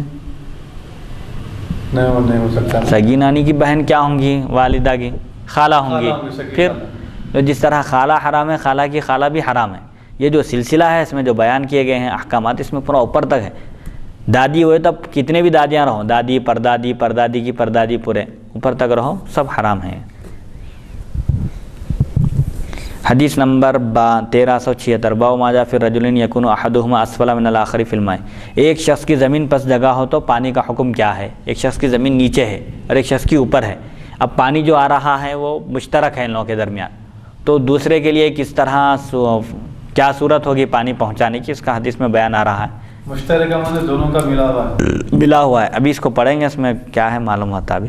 حدثنا قتيبة حدثنا ليس عن ابن شهاب بن عروة أنه حدثه أن عبد الله بن الزبير حدثه أن رجلا من الأنصار خاصم الزبير عند رسول الله صلى الله عليه وسلم في شراج الحرة التي يسقون بها النخل، فقال الأنصاري سرح الماء يمر، فأبى عليه فاختصموا عند رسول الله صلى الله عليه وسلم، فقال رسول الله صلى الله عليه وسلم للزبير اسقي يا زبير ثم أرسل الماء إلى جاري، فغضب الأنصاري فقال إن كان ابن عمتك ان کانا ابن عمتی کا فتلون وجہ رسول اللہ صلی اللہ علیہ وسلم ثم قال یا زبیر اسقی ثم احبس الماء حتى يرجع الى الجدر فقال الزبیر والله انی لاحسب نزلت هذه الآیۃ فی ذلك فلا وربک لا یؤمنون حتى يحکموک فیما شجر بینهم ثم لا يجدوا في انفسهم حرجا مما قضیت ويسلموا تسلیما الآیہ هذا حدیث حسن ورواه شعیب بن ابی حمزة عن الزهری عن عروة بن الزبیر عن الزبیر ولم يذكر فيه عن عبد الله بن الزبیر ورواه عبد الله بن وهب عن الليث ويونس عن الزهری عن عروة عن عبد الله بن الزبیر نحو الحدیث الاول۔ ایک شخص کی زمین پس جگہ ہو تو پانی کا کیا حکم ہے؟ پانی آ رہا ہے اوپر سے اور دونوں کے مکان کے پاس سے گزرنا ہے پانی کو، اور کھجور کا باغ ہے یا کھیتی باڑی ہے جہاں سے باغ کو اور کھیت کو سیراب کرنا ہے، تو کیا کرنا چاہیے؟ حضرت عبداللہ بن زبیر رضی اللہ عنہما سے روایت ہے، ایک انصاری نے رسول اکرم صلی اللہ علیہ وسلم کے پاس حضرت زبیر رضی اللہ عنہ سے پتھریلی زمین کی نالیوں کے بارے میں جھگڑا کیا جن کے ذریعے کھجوروں کو پانی دیا جاتا تھا، کھجوروں کے درختوں کو۔ انصاری نے کہا پانی گزرنے دو، حضرت زبیر رضی اللہ عنہ نے انکار کیا، چنانچہ دونوں نے اپنا جھگڑا رسول اکرم صلی اللہ علیہ وسلم کی خدمت میں پیش کیا۔ آپ نے حضرت زبیر رضی اللہ عنہ سے فرمایا اے زبیر اپنی زمین سیراب کر لو، پھر اپنے پڑوسی کے لیے چھوڑ دو، جب تمہارا کام مکمل ہو جائے، سینچائی مکمل ہو جائے، درختوں کو سیراب کرنا مکمل ہو جائے تو اس کے بعد پھر اپنے پڑوسی کے لیے چھوڑ دو اس پانی کو۔ یہ سن کر انصاری کو غصہ آ گیا، کہنے لگا اس لیے کہ یہ آپ کے پھوپھی زاد بھائی ہیں اس لیے آپ یہ فیصلہ کر رہے ہیں، نعوذ باللہ من ذالک۔ نبی کریم صلی اللہ علیہ وسلم کے چہرے انور کا رنگ بدل گیا، آپ نے فرمایا زبیر سیراب کرو پھر پانی روک دو یہاں تک کہ منڈیروں تک بھر جائے، یہ دے رہے ہیں یہ مہربانی ہے پانی، ورنہ تمہارا حق نہیں ہے اس پانی میں۔ تو جب حضور پاک علیہ الصلوۃ والسلام کو غصہ آ گیا، کیونکہ عدل و انصاف آپ فرما رہے ہیں اور مہربانی کی بات کر کے آپ فرمائے کہ زبیر پہلے چونکہ تمہارا مکان ہے، تمہارے پاس سے گزر رہا پانی، تم سیراب کر کے ان کے لیے چھوڑ دو۔ تو وہ شخص نے کہا کہ یہ آپ کے چونکہ پھوپھی زاد بھائی ہے بلکہ اس لیے ان کے تائید میں آپ فیصلہ کریں، نعوذ باللہ من ذالک۔ ایسا کہہ تو حضور فرمائے کہ یہ تو مہربانی کا فیصلہ تھا، اب شریعت کا جو فیصلہ ہے عدالت کا، وہ فضل کا فیصلہ تھا یا عدل کا فیصلہ ہے؟ عدل کا فیصلہ یہ ہے کہ زبیر تم اپنی زمین کو سیراب کرو اور پانی کو روک دو، ان کو مت دو، چاہے پانی پورا اوپر تک دیواروں کے پہنچ جائے بھر کر۔ حضرت زبیر رضی اللہ عنہ فرماتے ہیں قسم بخدا میرا خیال ہے یہ آیت اسی کے بارے میں نازل ہوئی ہے، فلا وربک لا یؤمنون حتی یحکموک فیما شجر بینہم۔ اے محبوب صلی اللہ علیہ وسلم آپ کے رب کی قسم یہ لوگ اس وقت تک مومن نہیں ہو سکتے جب تک کہ آپ کو آپس کے جھگڑوں میں حاکم نہ بنائیں، پھر جو کچھ آپ حکم فرمائیں اپنے دلوں میں اس سے رکاوٹ نہ پائیں اور جی سے مان لیں، خوشی سے مان لیں آپ کے فیصلے کو۔ یعنی آپ کے رب کی قسم یہ لوگ اس وقت تک مومن کامل مومن ہو ہی نہیں سکتے جب تک کہ وہ آپ کو اپنے جھگڑوں میں اپنے معاملات میں آپ کو حکم نہ بنائیں، حاکم نہ بنائیں، اور پھر آپ جو فیصلہ کیے اس کے تعلق سے اپنے دل میں تنگی بھی نہ پائیں، خوشی سے قبول کر لیں اس فیصلے کو۔ اس وقت تک دل میں تھوڑا برا بھی نہیں سمجھنا رہے یہ ان کے حق میں فیصلہ ہو رہا، نعوذ باللہ من ذالک، یہ ان کے رشتہ دار، ایسا نہیں، حضور کا فیصلہ ہے، ہمارے نفس کے خلاف جا رہا، ہماری شخصیت کے خلاف بھی جا رہا تو بھی نہیں، بس وہاں بس حضور کا فیصلہ ہے، خوشی خوشی قبول کر لینا ہے وہاں پر، جو فرمائے سر آنکھوں پر۔ تو یہاں پر بھی اختیار رسول صاحب یہ بھی اختیار ہے، اور ایک آیت میں تو واضح کر دیا اللہ تعالیٰ، تو فرما دیا کہ کسی مومن مرد اور کسی مومن عورت کے لیے یہ سزاوار ہی نہیں ہے، درست ہی نہیں ہے کہ اللہ اور اس کے رسول اس کے حق میں ایک فیصلہ کرنے کے بعد پھر اس سے وہ لوگ روگردانی نہیں کر سکتے، انکار نہیں کر سکتے اس فیصلے کا۔ تو اب پھر موجودہ زمانے میں اس پریزنٹ میں جی امت کے لیے کیا تعلیم ہے اس آیت اور حدیث کی روشنی میں؟ اس حدیث سے معلوم ہوتا ہے کہ حضور پاک علیہ الصلوۃ والسلام، جیسا کہ دیگر احادیث میں بھی ذکر آیا کہ سابقہ انبیاء کو بھی تکلیف پہنچائی گئی، ان کی امت کی طرف سے ایذا دی گئی، انہوں نے صبر کیا، اور حضور پاک علیہ الصلوۃ والسلام تو افضل الرسل ہیں، سید الانبیاء ہیں، اشد الناس بلاء الانبیاء، حدیث شریف میں غالباً ترمذی شریف میں شروع میں گزر چکی ہے کہ سب سے سخت ترین آزمائش انبیاء کی ہوتی ہے، تمام لوگوں میں سب سے سخت ترین آزمائش انبیاء کی ہوتی ہے، کیونکہ وہ اللہ کے محبوب اور مقرب بندے ہوتے ہیں۔ تو انبیاء میں بھی پھر حضور پاک علیہ الصلوۃ والسلام کا مقام و مرتبہ اعلیٰ و عرفہ ہے، اور آپ اللہ کے محبوب اور مقرب بندے ہیں، تو آپ کی آزمائش تو ظاہر بات ہے سب سے بڑھ کر ہوگی۔ تو اس طرح کے لوگ ہر زمانے میں رہیں گے، حضور پاک علیہ الصلوۃ والسلام کی جانشینوں کو بھی تکلیف پہنچانے والے رہیں گے۔ چنانچہ آپ دیکھیں گے حضور پاک علیہ الصلوۃ والسلام کے وصال کے بعد صحابہ کرام کے ساتھ کیا معاملہ کیا گیا، ان کو بھی نہیں بخشا گیا، صحابہ کرام کو بھی۔ حضرت عثمان غنی رضی اللہ عنہ اپنے دور خلافت میں بنو امیہ کے لوگوں کو، جن کو آپ اہل پائے عہدوں کے، ان کو وہ عہدے عطا کر دیے، تو لوگوں نے آپس میں کہنا شروع کیا کہ حضرت عثمان غنی رضی اللہ عنہ کے اندر نعوذ باللہ من ذالک اقربا پروری کا جذبہ ہے، صرف اپنے اپنے لوگوں کو پوسٹ دے رہے ہیں، عہدے دے رہے ہیں، ان کو روزگار سے مربوط کر رہے ہیں، وابستہ کر رہے ہیں۔ یہ ایسا نہیں ہے، شریعت میں تو حکم یہ ہے کہ بھائی جو آدمی جس عہدے کے لائق ہے، اگرچہ کہ وہ آپ کا رشتہ دار ہی کیوں نہ ہو، عہدے سے انصاف کرنا ہے۔ اور اگر آپ کوئی عہدہ کسی نااہل کے حوالے کریں گے تو قیامت کے دن آپ سے پوچھا جائے گا، یہ بھی ہے، اس کو بھی دیکھا جائے گا۔ ایک شخص ہے، اس کے اندر صلاحیت قابلیت نہیں ہے، آپ ٹیچر بنا دیے، اس کو بٹھا دیے، طلباء کا مستقبل تباہ ہو گیا، تو یہ سب ذمہ دار کون ہوں گے؟ اس کے فیوچر ختم ہو جائے گا، فیوچر ختم ہو جائیں گے۔ اس لیے جو شخص ذمہ دار ہے اس کو اپنی ذمہ داری کا احساس ہونا چاہیے اور صحیح فیصلہ کرنا چاہیے، اس کے لیے کسی سے مرعوب نہیں ہونا، دبنا نہیں۔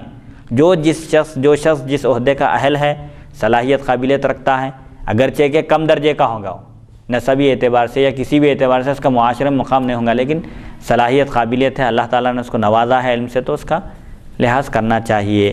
تو اس طرح کے لوگ ہر دور میں رہیں گے، ارے آپ کے رشتہ دار ہیں بلکہ ان کے حق میں فیصلہ کر دیے، ان کے حق میں فتویٰ دے دیے، اور رشتہ داری نہیں دیکھی جائیں گی۔ جہاں شریعت کے احکام ہیں، رشتہ دار غیر رشتہ دار دونوں برابر ہیں۔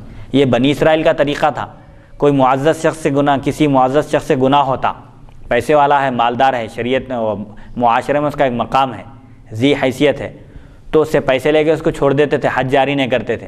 کوئی کم درجے کا آدمی ہے معاشرے میں، جس کا مقام نہیں ہے، مالی اعتبار سے کمزور ہے، سوسائٹی میں کوئی مقام نہیں رکھتا، ایسے لوگ رہتے ہیں، پوزیشن نہیں ہے، لیول نہیں ہے، اس کی کوئی حیثیت نہیں ہے، تو ایسا شخص گناہ کرتا تو اس پر حد جاری کرتے تھے۔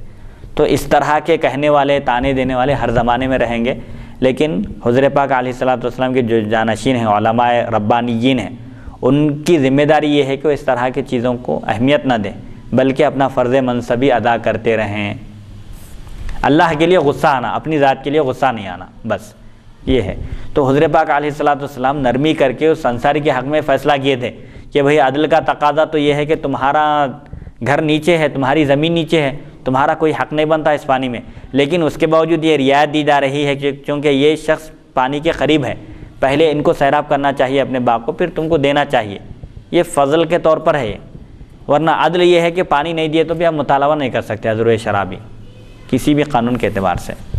تو لیکن جو اس وقت جو آپ حدیث اب جو بیان کیے ہیں، تو اس حدیث میں حضور اکرم صلی اللہ علیہ وسلم جو کوئی فیصلہ کرے اور تم اس فیصلے کو نہیں مان رہے، قبول نہیں کر رہے، تو تم مومن اور مسلمان نہیں ہیں، یعنی کامل نہیں ہیں، یہ ایک ہوا۔ اور دوسرا، ابھی بھی اگر ہم حضور اکرم صلی اللہ علیہ، کیونکہ اس وقت حبیب مکرم صلی اللہ علیہ وسلم اپنے ظاہری جسم مبارک سے آپ تشریف رکھتے تھے، لیکن اب اپنے ظاہری مبارک سے آپ تشریف نہیں رکھتے ہیں، آپ جو ہے دنیا سے پردہ فرما چکے ہیں ظاہری اعتبار سے، تو کیا ابھی بھی اگر حضور اکرم صلی اللہ علیہ وسلم کی نافرمانی کریں گے، اطاعت نہیں کریں گے اور آپ کا حکم نہیں مانیں گے، اور آپ کے لائی ہوئی شریعت کے جو حکم ہیں اس کو جو ہے نا دل میں تھوڑا سا کھینچاؤ محسوس کریں گے اس پر عمل کرنے سے، عمل کرنے کے لیے، تو آج بھی وہ کامل مومن اور مسلمان نہیں ہو سکتا۔ ایک چیز ہے، ایک فرض کو ماننا ایک الگ ہے، اس کا انکار کرنا الگ ہے، نہیں اس کا انکار کرنا الگ ہے، اس پر عمل نہیں کرنا یہ ایک الگ چیز ہے۔ ایک مسلمان ہے، نماز کی فرضیت کا علم ہے، اس پر یقین رکھتا ہے، دین کے احکام کو مانتا ہے، عمل نہیں کر رہا، سستی اور کوتاہی کی وجہ سے گناہگار ہے، کافر نہیں کہہ سکتے اس کو۔ ہاں ایک انکار کر رہا ہے، فرضیت کا انکار کر رہا ہے تو کافر ہو جائے گا۔ تو بتانے کا مقصد یہ ہے کہ دو چیزوں میں فرق ہے، ایک انکار کرنا ایک الگ چیز ہے اور اس پر عمل نہیں کرنا یہ ایک الگ چیز ہے۔ تو حضور پاک علیہ الصلوۃ والسلام کا فیصلہ قیامت تک کے لیے، جو بھی آپ کے احکام ہیں وہ سب تا قیامت ہیں، قیامت تک کے لیے ہیں، صرف ایک زمانے تک کے لیے نہیں ہے، کسی ایک امت کے لیے نہیں ہے، بلکہ قیامت تک کے لیے احکام ہیں۔ اسی لیے تو امام مالک رحمۃ اللہ علیہ کیا فرمائیں، خلیفہ منصور غالباً مسجد نبوی میں ہے، آواز بلند ہوگی تو فرمائیں کہ اپنی آواز پست کرو، کیوں اللہ تعالیٰ قرآن میں فرماتا ہے لا ترفعوا اصواتکم۔ تم یہ سمجھ رہے ہیں کہ یہ حکم صرف حضور پاک علیہ الصلوۃ والسلام کی حین حیات کے ساتھ خاص ہے، قیامت تک ہے یہ حکم، آج بھی مسجد نبوی میں آیت لکھی ہوئی ہے۔ تو یہ صرف جس وقت آپ کی بارگاہ میں حاضر ہیں یا آپ جسم اقدس کے ساتھ ظاہری طور پر آپ ہم سے وصال کر گئے، لیکن آج بھی آپ اپنی مزار مبارک میں زندہ ہیں اور امت کے احوال آپ پر پیش کیے جاتے ہیں، تو آج بھی وہی حکم ہے جو اس آیت کا آپ کے عہد مبارک میں تھا، لا ترفعوا اصواتکم، آج بھی وہی حکم ہے، کیونکہ آج بھی آپ اپنی مزار میں زندہ ہیں۔ تو حضور کی بارگاہ میں جو ہے جب وہاں پر کوئی مدینہ شریف میں جب مسجد نبوی میں پہنچتے ہیں تو پھر وہاں پر اونچی آواز سے بات کرنے کا حکم ہی نہیں ہے. نہیں ہے آج بھی ہے وہ. اگر بات کریں گے تو پھر زندگی بھر کے پورے اعمال برباد اور ضائع ہو جائیں گے. کیونکہ وہ ادب کا مقام ہے اور اللہ تعالیٰ بتا رہا ہے یہاں پر حبیب پاک علیہ الصلوۃ والسلام کی بارگاہ کے آداب. اور میں ہمارے حضرت قبلہ فرمائے کہ پوری قرآن مجید میں ہر جگہ حضور اکرم صلی اللہ علیہ وسلم کے ادب کے متعلق جو ہے بیان کیا گیا ہے. کئی آیتیں آئی ہیں لیکن سب سے زیادہ ادب جو اس آیت میں ہے اور کسی آیت میں نہیں ہے. یعنی اتنا ادب کی انتہا ہو گئی کہ آواز بات بھی کرے تو ایک دم آواز بلند نہیں ہونا ہے. فطری طور پر کسی کی آواز بلند ہے تھی تو بھی ان کے لیے بھی حکم دیا گیا سب بالائے طاق رکھ دینا. وہاں پر ایک صحابی کا واقعہ تفصیل میں اگر چلے گئے تو بہت دیر ہو جائیں گی, کسی موقع پر بیان کریں گے, ٹھیک ہے. تو ادب کا مقام ہے وہ. اور قرآن کی پہلی آیت میں بھی ادب ہی ہے. سب سے پہلا جو خطاب ہے مومنوں سے, یا ایھا الذین آمنوا لا تقولوا راعنا. مشہور واقعہ ہے کہ حضور پاک علیہ الصلوۃ والسلام جب بیان کرتے صحابہ دور ہونے کی وجہ سے نہیں سن سکتے یا آواز نہیں پہنچتی یا کچھ سمجھنے میں اگر ان کو دشواری ہوتی, دوبارہ پوچھتے تو رائنا عرض کرتے تھے کہ یا رسول اللہ صلی اللہ علیہ وسلم آپ ہماری رعایت فرمائیے, ہم پر نظر کرم فرمائیے, ہمارا لحاظ کیجیے. تو اسی لفظ کو یہودی کی زبان میں, یہودی اپنی زبان میں گالی کے لیے استعمال کرنے لگے, بے ادبی کے لیے. تو اللہ تعالیٰ فوراً منع کر دیا. صحابہ کی نیت نہیں تھی لیکن چونکہ ایک دوسری زبان میں دوسرے مذہب میں یہ لفظ بے ادبی اور توہین کو بتاتا ہے, لہٰذا اس سے بھی رک جاؤ.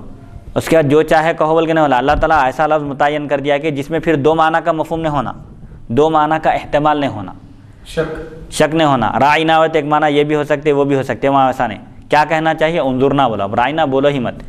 حضرت بانی جامع رحمۃ اللہ علیہ آیت کی تشریح کرتے ہیں, فرماتے ہیں کہ اگر اس دور میں کوئی رائنا کہے تو واجب القتل ہوں گا.